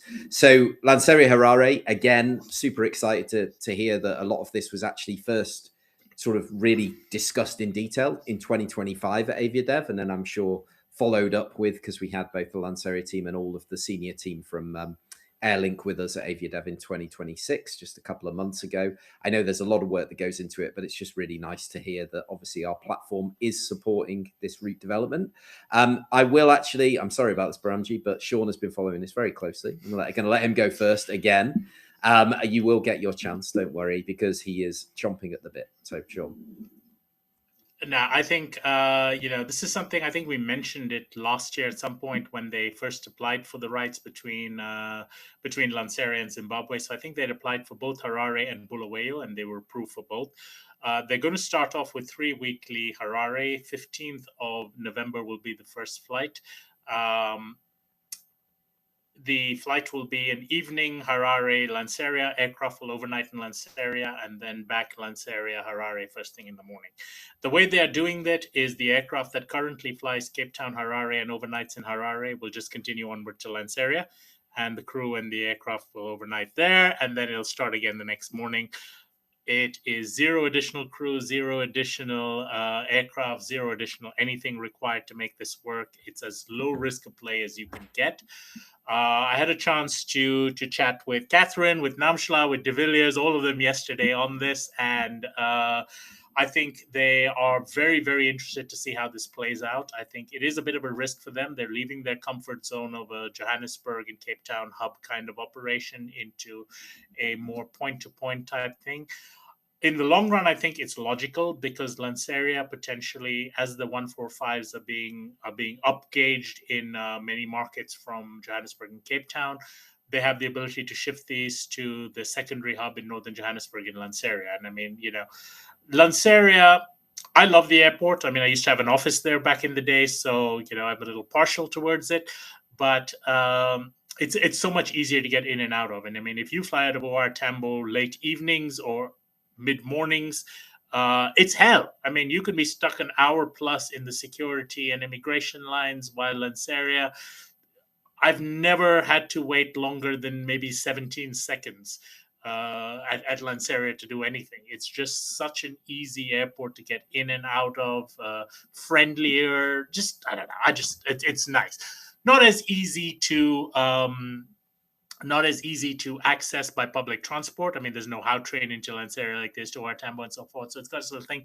But if you're up in the Four Ways area, where there is a huge Zimbabwean community, Four Ways, Randburg, things like that, those are where Zimbabweans are in large numbers. This becomes an attractive alternative option. And 3 times a week with the 190 as a tag onto effectively an aircraft that was already going to be sitting in Harare overnight. I mean, this is an absolute no-brainer thing to take.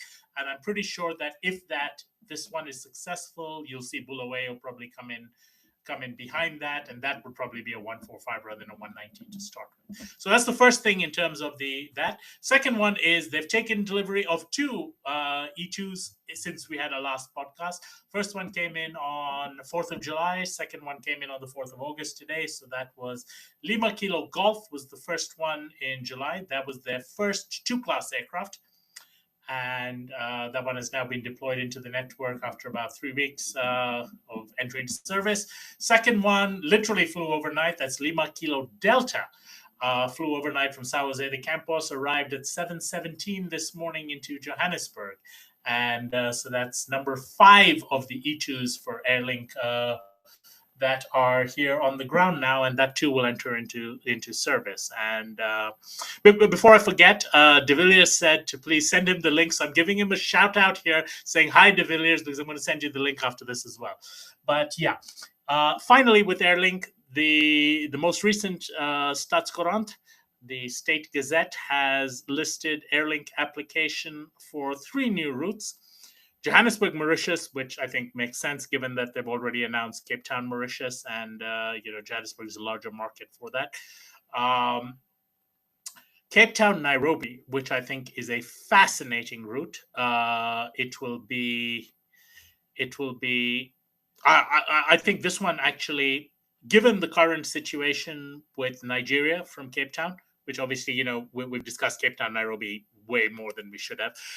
But, where that's given, I would actually say Cape Town, Nairobi has more potential right now than Cape Town, Lagos, given that traffic from Ghana and Nigeria, in particular South Africa, has fallen off a cliff in the last few months. And finally, Johannesburg to Kilimanjaro, which rises like Olympus above the Serengeti. Shout out to Toto. Yes, I think those are the 3 interesting routes. All of them are routes that are opened up because of the E2. There's something that the legacy E-Jet could not operate nonstop without significant restrictions before. So it's just an exciting, this is when they ordered the E2. This was the kind of stuff they're opening up. This is the reason it won our Best Commercial Decision of 2025 award as voted by our listeners. And I'm excited to see where this goes. I think they are as well. I think just having this new tool is just something that their entire team over there, every time I talk to them about it, they're always like, have you seen our new route? Have you seen this? And I'm like, yep, I have. I follow it almost as closely as you guys do, but I think it's great. And I think this is just more positive stuff from Airlink. And I know there's one particular listener here who loves sending me abuse, saying that I love Airlink and I don't like black-owned South African Airways. I think that's a load of rubbish. I think South African Airways has proven that anything they touch turns to shit, while Airlink has the opposite ability to make lemonade out of lemons. So that's the reality of it. So yeah. Yeah, really, really exciting with the new tools, like you say. And I'm sure if you're sitting there in the network team, you're going, wow, we've got these new abilities, these new things, which was all part of the consideration process in the first place, right? Of selecting it, where can we go next? But it's still, they haven't jumped from the Embraer, 190 to a massive wide body, right? They've just said, right, we're going to the... They're not releasing an A330 to fly Cape Town, London. Not yet. We'll see. We'll see. Let's see on that one. But although I will say this. Last night, the delivery flight, Airlink from Sao Jose de Campos to Joburg, and South African Airways is scheduled Sao Paulo to Joburg, literally flew wingtip to wingtip the entire night. And I just found that hilarious. I sent a screenshot to Namsha this morning saying, when are you applying for Brazil traffic rights? Because obviously the A330 and the E2 were both able to do nonstop from Brazil to Johannesburg. So it is possible. And I didn't get a very polite response to that. But anyway. No, fair enough. So Behramjee, your thoughts on Airlink and these new routes they've talked about, so Cape Town, Nairobi, Johannesburg, Mauritius, Johannesburg, and Kili. You think these all can make sense? Cape Town, Nairobi definitely makes sense. That market can be easily stimulated, uh, as well as you said, which other one? To Johannesburg to Mauritius, again, massive point-to-point demand. But that will also feed their domestic South Africa network as well as some regional routes. So it's not only a point-to-point play. Um, then, which was the third one? You said Kilimanjaro. Kilimanjaro, yes. Kilimanjaro, yeah. Yes, that for sure. We've seen how Zanzibar has been stimulated easily from South Africa over the last 2 years. So Kilimanjaro will not be as much stimulated, but definitely there will be a significant amount of stimulation going into that service. But again, And just Kilimanjaro. just a side to that, when I asked them how Zanzibar Mauritius are doing in pre-sales and things, they said pretty well. So they're pleased with how Uh, Zanzibar has performed so well, as well as how Mauritius pre-sales are going. Yes, Kilimanjaro will be vast majority will be South Africa point of sale and not Tanzania. It'll be basically safari tourists and the odd ethnic person who has some family nearby the Kilimanjaro area, but that I doubt will be a lot. It'll be mainly safari tourists going there, as well as those who might be doing open job, flying into South Africa on another airline, doing a safari there, as well as doing another safari in Tanzania using Airlink. Yeah, And potential So interline opportunities with Qatar Airways. Don't they fly to Kilimanjaro? You could fly Johannesburg, Jaro, Doha. they fly to Why not? Kilimanjaro, no? Yeah, so you could interline over there. So if the Johannesburg Doha nonstop is full, you could go via Kilimanjaro to Doha. At the Absolutely. Kilimanjaro hub. That's it. The That's that. city. Shout out to Aziz and the team at Kilimanjaro. They're always at AviaDev, always working hard to try and do what they can, But and they're doing well. just an FYI, if anybody listening wants a hotel recommendation for Kilimanjaro, I would recommend the Sarina Hotel, which is in Ngorongoro National Park. Very well trusted. Fantastic. Yeah, Any 5-star. good pizza restaurants around there, Behramjee? Or No. Okay, thought up. All right, fair enough. Are the waters warm or cold in Kilimanjaro, or is there water at all? In the crater, there is most definitely. Is it warm or There's cold some water in the crater? I didn't get out and check because I might have been eaten by something very big and you just spent 4 hours in a Land Cruiser. That is true. That is true. Bouncing around, getting an African massage, which is always a highlight. Right. Okay. We've still got a few to get through. We're way past our time, but who cares, right? Yes. So Namibia Air. Let's talk about this. A national carrier mooted for our wonderful, beautiful country of Namibia. Applications for scheduled licenses. They're talking about an Embraer fleet. They've been quite public, of course, with what their plans are, not to compete on the European routes, but to compete regionally and domestically. Is it going to work this time? And when can we expect? They're talking about it being done and launched this side of the new year. And also there's talk about them partnering up with Botswana too. They're very close as countries and administrations. So what do we know here? Who wants to dive in on Namibia Air? Not Air Namibia, Namibia Air. I think Sean's put his hand first of all, Namibia Air is Air Namibia under a different name. I mean, a dyslexic Air Namibia. Look, as a concept, I think, I'm generally opposed to governments having involvement in airlines. I make an exception where sometimes domestic and near regional connectivity needs to be provided, which is not being able to be provided by the private sector. At this point of time, Fly Namibia is operating domestic routes within Namibia, but it obviously has a monopoly which is suboptimal. And there seems to be not a wide and growing network, because that is obviously not their primary focus either. So I can see why the government believes that there needs to be this. I think some of the rhetoric that comes out of the government in terms that you have to lower fares to a certain cap of like less than $100 to Ondangwa and things, those are not feasible. You simply cannot, because the cost of operating is too high and the market is too small. So unless you're willing to subsidize, yeah.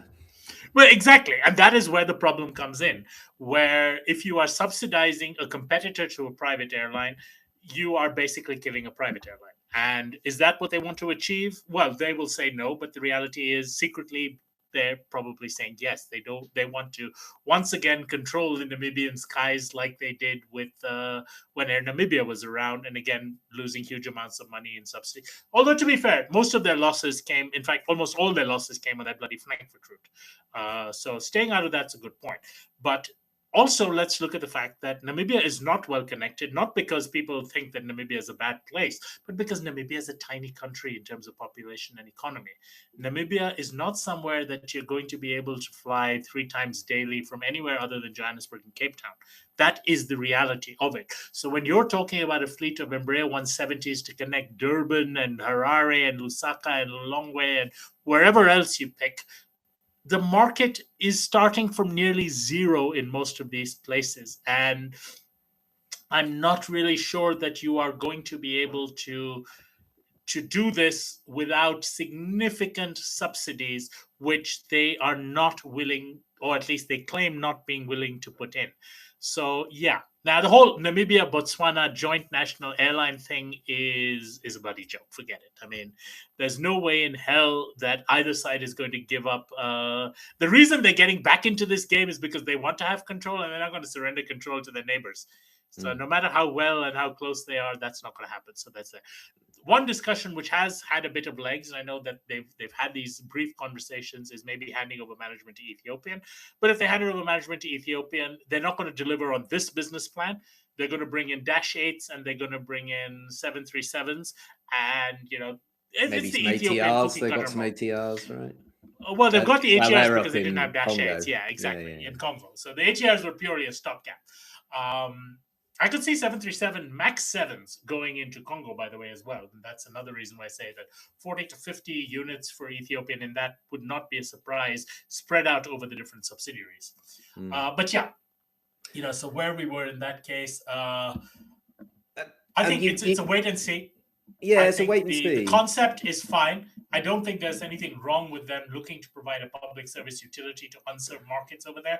I think their eyes are slightly bigger than the necessity is right now. And that is because, you can't put forward a business case and say we're going to set up a subsidized public service utility as a commercial venture. It's not a commercial venture if it's a subsidized public service utility. So to try and make it commercial, you go and pad up your numbers saying we will stimulate 800% the market between Durban and Windhoek. So yeah, 800% means 2 people now becomes 18 people. And, that's still not going to be enough to make money. And how much of the strategy is trying to get people who are coming into Namibia on a leisure trip, then using that as their connection to another part of Africa? Because it doesn't feel like that's a big part of this, and not necessarily. But it's not. The guys The people who are coming in. The people who are coming into places like that are coming into hubs. They're coming into places with existing large varieties of long-haul service. Now, maybe I service from Germany. Okay, maybe Germany and satellite Germany, so Switzerland, things like that. But it's Germany. There's bloody Germans who come into Namibia and nobody else. I mean, genuinely. I was going to say, you walk around Windhoek, all you hear is German, but that is true because they also speak German and they teach in German. Oh, yeah. So, yeah, it is German. So as far as that goes, though, it's Germany. The rest of the world, if you want to do it, they come via Cape Town. They come via Johannesburg. They come via everywhere else. So you're not going to change Windhoek. Windhoek is no Cape Town and Windhoek is no that. They come via Addis, but that is, as a regional hub, as a regional launching pad, Addis is not it. People are not flying Windhoek to Vic Falls via Addis, although I'm sure somebody has. If you look at the DDS number, someone I'm sure has done that. But yeah, you can't compete with Cape Town and Johannesburg. You need to complement. You need to serve your home market first. And I think that is the only true justification, is they want to have better domestic connectivity within Namibia. Great. Go connect Swakopmund, Ondangwa, or what's it called? Ondiba, Toivo, I think it's been renamed now. Katima Mulilo, all these places, Bay. Those are... Yeah. Well, Valdes Windhoek you can drive. I mean, that's not necessarily something you need to have a flight. But so effectively that is where the connectivity needs to be properly served and not... And I suppose here it's like, where does it leave Fly Namibia, right? Because they're going to kind of get cut out or killed through subsidization of the other carrier. And would there ever be a conversation where they said, look, open your books, show me your costs, right? This is why you can't have $100 to Ondagwa because you only got 4 passengers a day, right? How do we work together where we can say, right, we understand your cost per passenger is this, we do the subsidization, or there just isn't a will to work together? Or do you feel that that's just completely unfeasible, and in the short term they're going to compete and then one will drop out and we know which one that's most likely to be, which is the private airline that doesn't have the ability to subsidize? There's mistrust. I think that is pretty clear.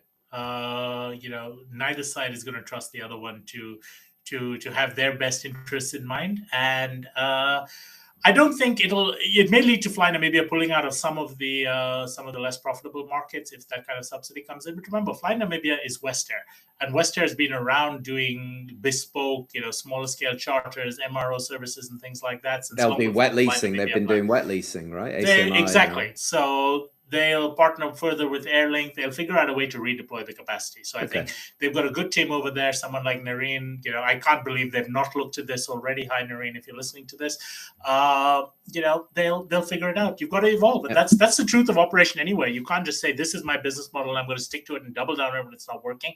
If it's not working, you go to plan B or C or D. And obviously, there's been a period of time where Fly Namibia was, has been the carrier since Air Namibia went under, right? There hasn't been the other Westair was flying. Westair was competing with Air Namibia as well prior to that. So, as I said, a lot of people forget that Fly Namibia is Westair. So, I mean, they've got a history of competing and competing successfully, and, potentially the other way around as well. So I don't say that it's going to be a slam dunk. People have a mistrust of the government-owned airline for good reason, because the government-owned airline did fail. So will Westair or Fly Namibia do well? We'll see. I find it absolutely fascinating. I want to, really interested to know more about this, and obviously they've got the whole Air Connect Namibia project, which has to look at the holistic connectivity of Namibia as well, and how does this play a part. So let's see. Right, Behramjee, let me come back to you. Sorry, we've been ignoring you because we've been down in the south, and now I want to get back to your hometown and your homeland. So Askai, you love Askai. Yes. Generally you're quite excited about this. So let's talk about what they've done. Kano via Niamey from tomorrow, I think it is, on the back of some new MAX 8 deliveries. So we just talked about Airlink saying, right, they've got these new aircraft in the fleet. Let's now do something cool with them. And obviously this has been planned for a long time because it's a very professionally run airline. So talk to us about what Askai are doing. And again, shout out to Date and to Asias if they are tuning in today. Yes, so the updates from Askai are that they received 2 incremental 737 MAX 8s last month in July. And there's still one more 738 MAX which is being repaired due to the Niamey airport shooting incident. So when that comes back into play, they'll have 3 incremental MAX 8s operating in their fleet. So for the timing, they've announced some network expansion details, which are as follows. They've increased Yaoundé to a daily flight from 5 weekly. The incremental 2 weekly flights are going onwards to Bangui from Yaoundé. Douala has been increased from a daily product to 9 times a week, with the incremental 2 weekly flights being flown via Malabo. Bamako Conakry has been increased from 4 weekly to a daily product, and I feel that is also done on purpose to hurt any momentum the Air Peace would be getting from the new Bamako Conakry route. To be honest with you, I do not foresee Air Peace succeeding with Bamako Conakry, as the demand from Nigeria to these 2 cities is not that high at all. Noel, if you're listening, this is Behramjee saying this, not me. If you're just listening, that's Behramjee saying it, not me. So don't say I'm the negative one all the time.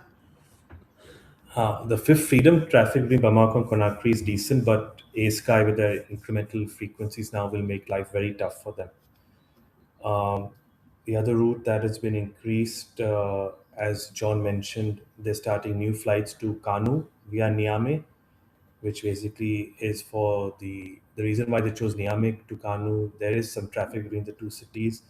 Basically, northern traders, Muslim traders between the two cities fly back and forth.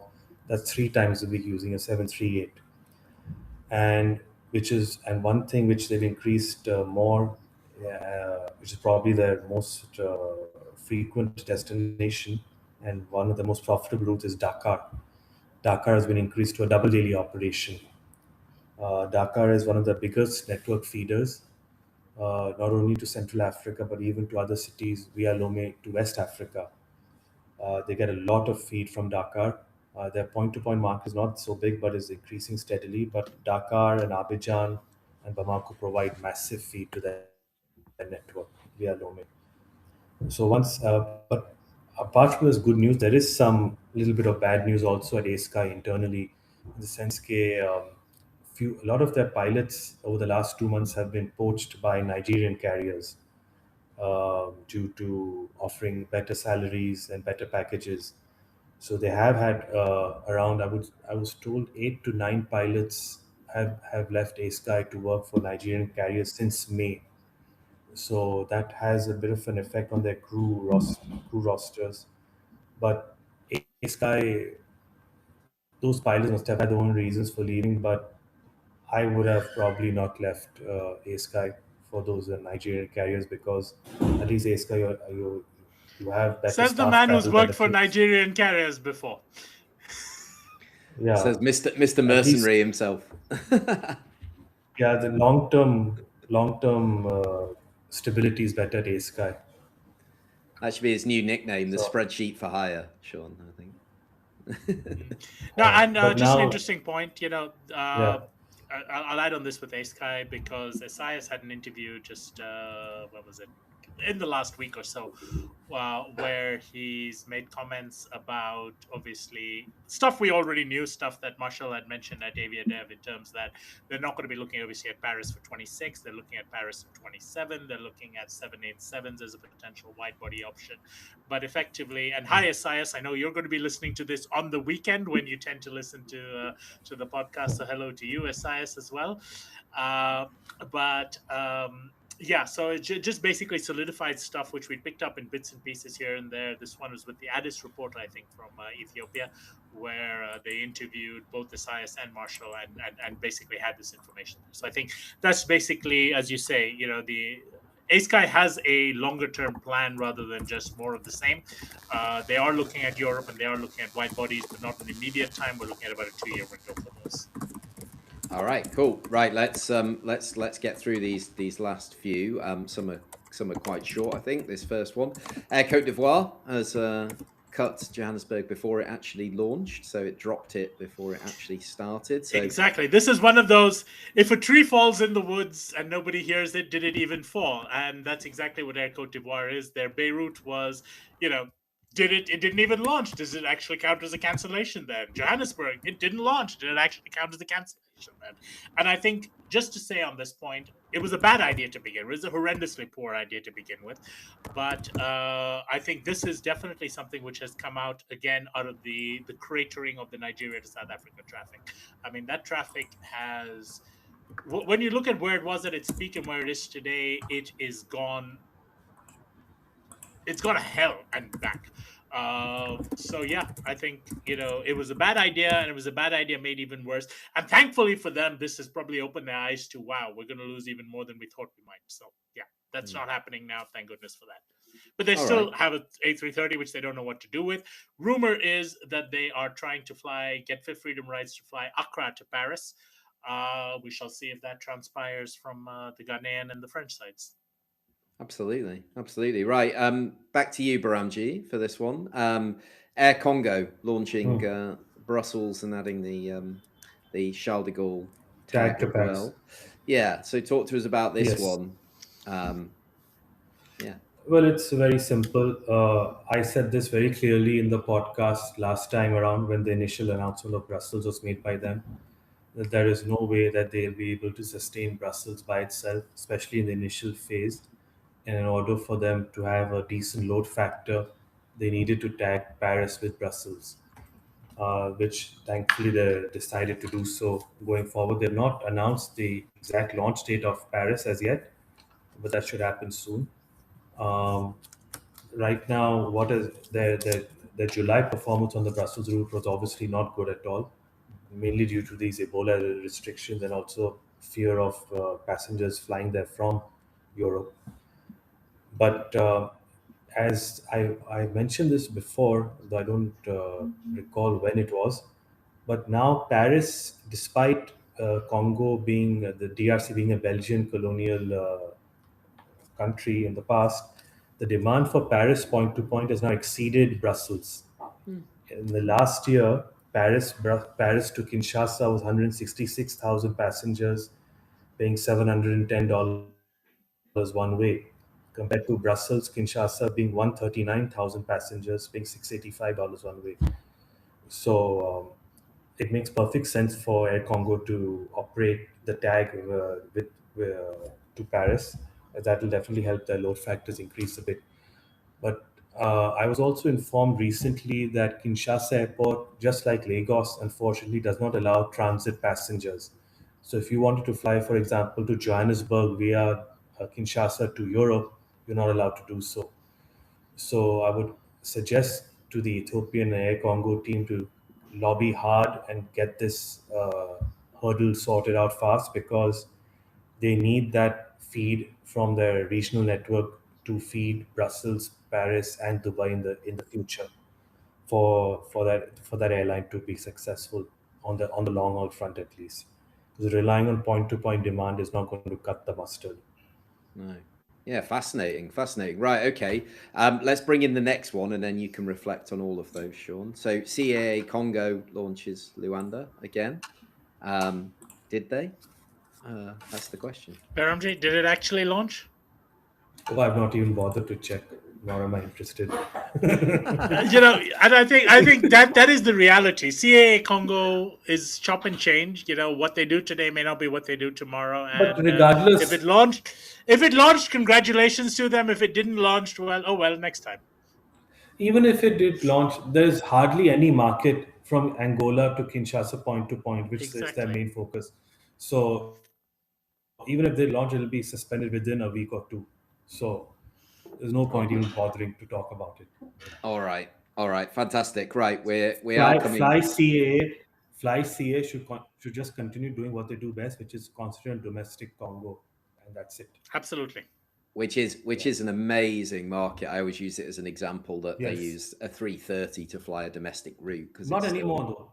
it's still Not anymore though. miles. Oh, do they not? The That's 330 is AOG, isn't it? Yeah, it's AOG. So Ah. I sent you a picture of it last year when I was in Lubumbashi, and it's sitting with the engine open in Lubumbashi.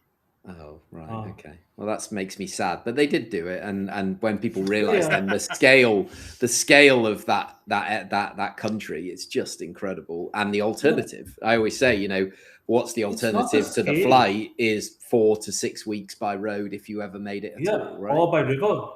Because the reason why airlines can do well in Congo is because of the geographical landscape of the country. And if you read the Heart of Darkness, which was the book that was based Apocalypse Now was based on, really interesting, but set in the Congo. So Okay. it's good reading, bit old school now, but I quite enjoyed that. Right, we're coming to the end, and you can probably tell now. I've got this with me because the wonderful Air Seychelles team, Sandy and Charles, ordered one of these A321 XLRs. Two, sorry, from SMBC.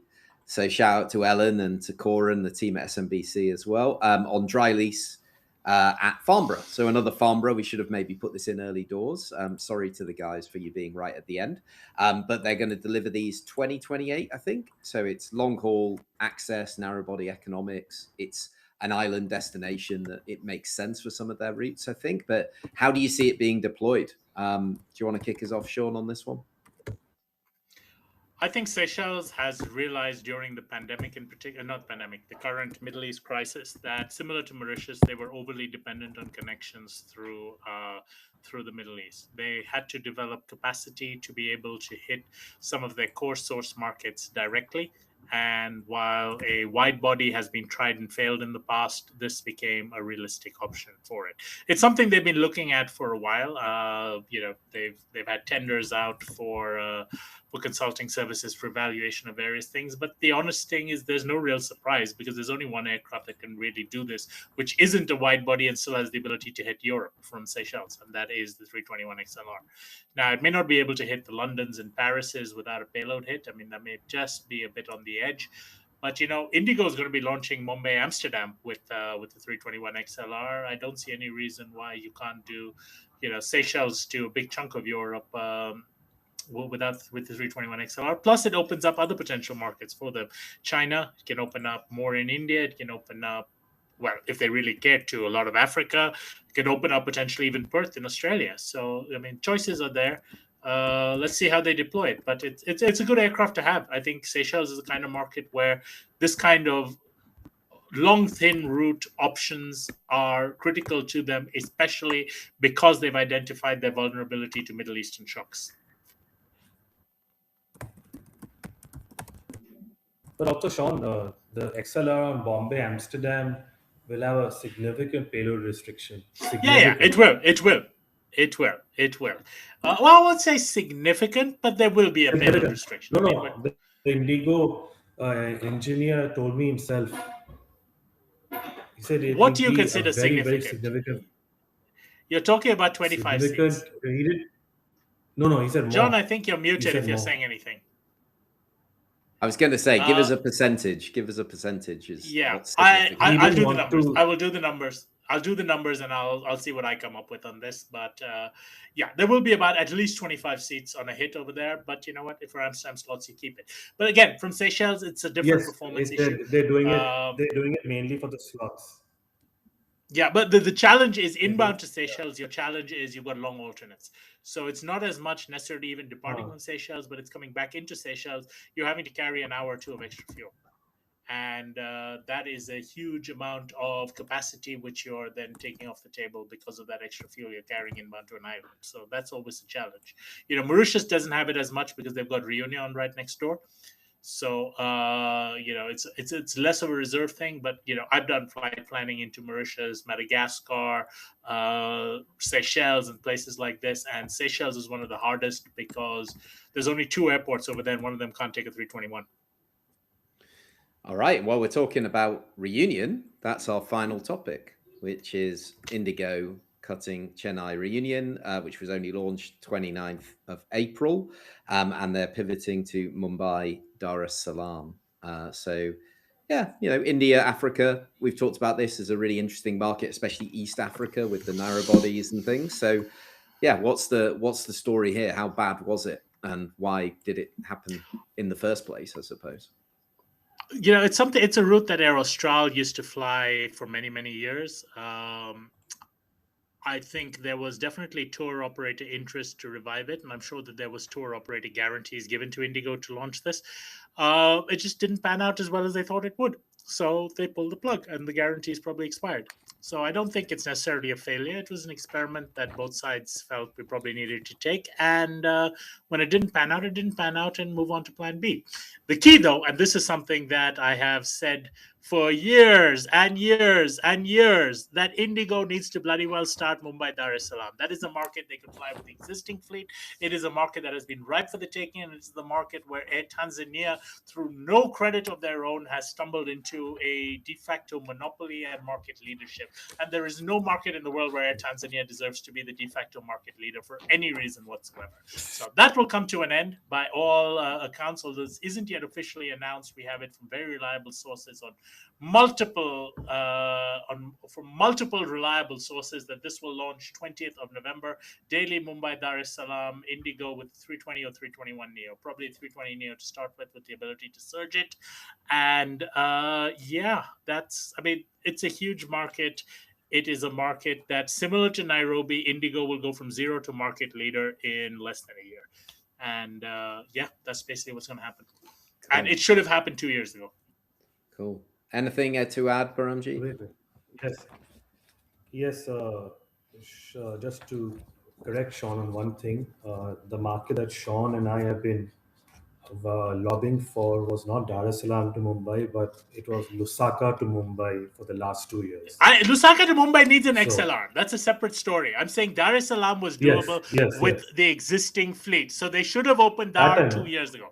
When the XLR comes in, Huh. certainly, and they have spare XLRs, but remember this XLR is in a different Huh. story right now because of their mess with the Norse thing. So let's leave the XLRs out of it. Yeah. Existing fleet, Dar es Salaam could have been open 2 years ago, could have been open before Nairobi. In fact, it should have been open before Nairobi because it's a better market because the competition is weaker. Dar es Salaam, I mean, Nairobi at the time was larger, but had Kenya Airways and had Air India in it. They've driven out Air India. They Air forced India. KQ to consolidate down to, I think, Huh. 10 or 11 a week now, on 737s rather than wide bodies daily. So, I mean, Indigo has shown they will eat this market for lunch. They will stimulate. There will be Yes. so much good stuff happening for them. And I know you are the one who's been saying they should add Zanzibar to it, but no, Dar es Salaam it's the second most boring city in Africa, but it is still, a large source of people, if only because they need to get out of there to have fun.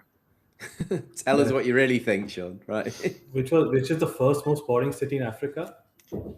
Lilongwe, but that's a whole other story okay. as well. Oh, he actually admitted it. Unbelievable. Oh, I hate Lilongwe. I mean, there's a reason I live in Blantyre and not Lilongwe. Lilongwe is horrible. All right. Right. I think we've got to Wait, call wait, it a day. wait. No, Behramjee's about to get kicked out. I could see that, Behramjee. No.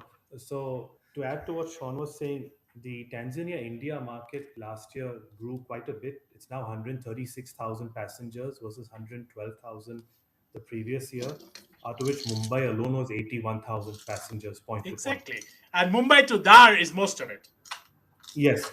So, and like what Indigo did out of Nairobi, they will get a huge chunk of domestic India feeding into Dar es Salaam, especially from Delhi. They will also get some passengers going to Zanzibar via Dar es Salaam, connecting with Air Tanzania on a separate ticket, but not so many as one would expect. They will have nobody doing that. They will have nobody doing that. Don't worry. Unless they do a triangle, which I doubt they do, because Indigo doesn't do triangles that much, except with their Bali flight they did. But that was for refueling purposes. But yes, definitely, I agree with Sean.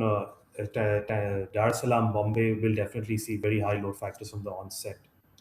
Now, the key thing is when they will announce it for sale, because 20th of November means they should announce it they should put it up for sale by August 20th. Baba, Willie Walls started his job yesterday. Give him a few days before he announces his first route. He's already doing stuff. He got rid of the Norse's. That was before. That was before he came in. So Okay. he only started yesterday. But as I've mentioned many times before, and Sean is also, the routes that Indigo need to look at are Lusaka with the XLR, as well as Taipei and Manila with the XLR. I love the Lusaka mention because, of course, that is where AviaDev will be next year. So let's get Indigo to Lusaka. Yeah, and let's we would love to. We would have said Kinshasa and Lumbashi also, but right now with the current Ebola crisis, that's not going to happen for quite some time. But and let's also keep this in mind. Now that Harare Gatwick is being served, the number one unserved route to and from Africa once again becomes Johannesburg to Mumbai. So Yeah, I know Airbus has been pushing the possibility of Mumbai Kinshasa to Johannesburg Dubai. Durban Triangle. No, Kinshasa to Dubai has fallen off a cliff in 26.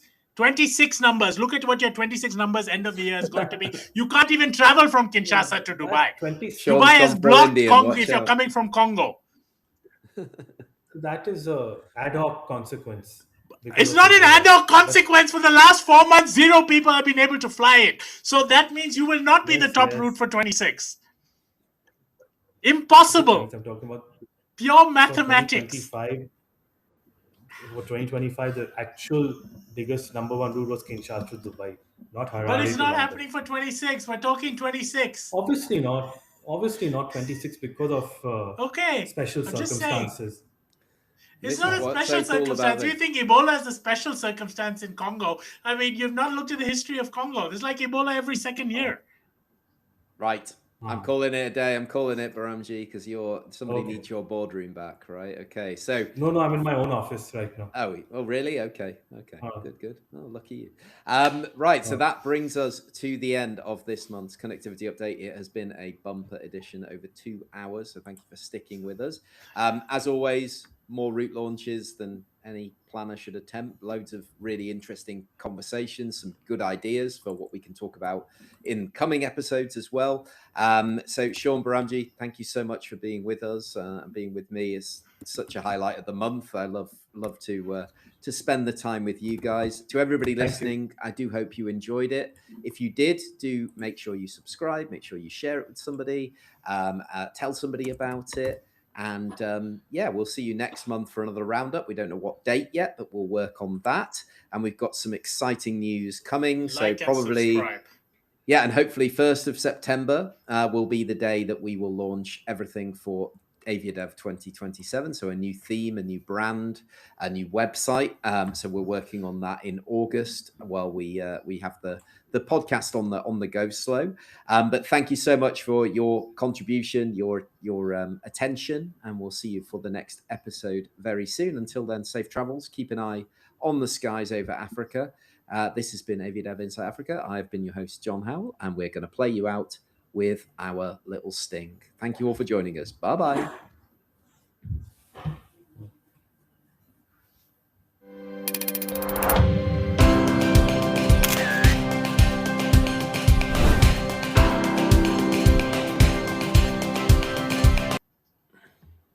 That didn't work. Never mind. Bye. Achha, Sean, before I go, I have a question for you. Uh, Listen, Ethiopian Airlines We're in still Kenya, live. We're still live. We're still live. Oh, okay. Okay, sorry.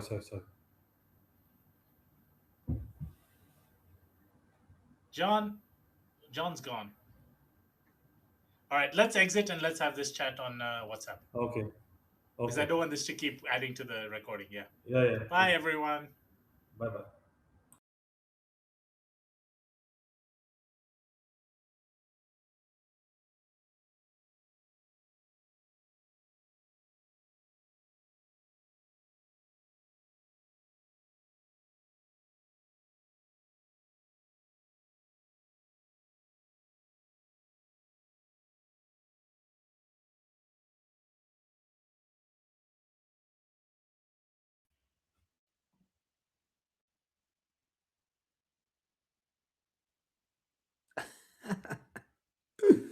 Oh, that's so funny.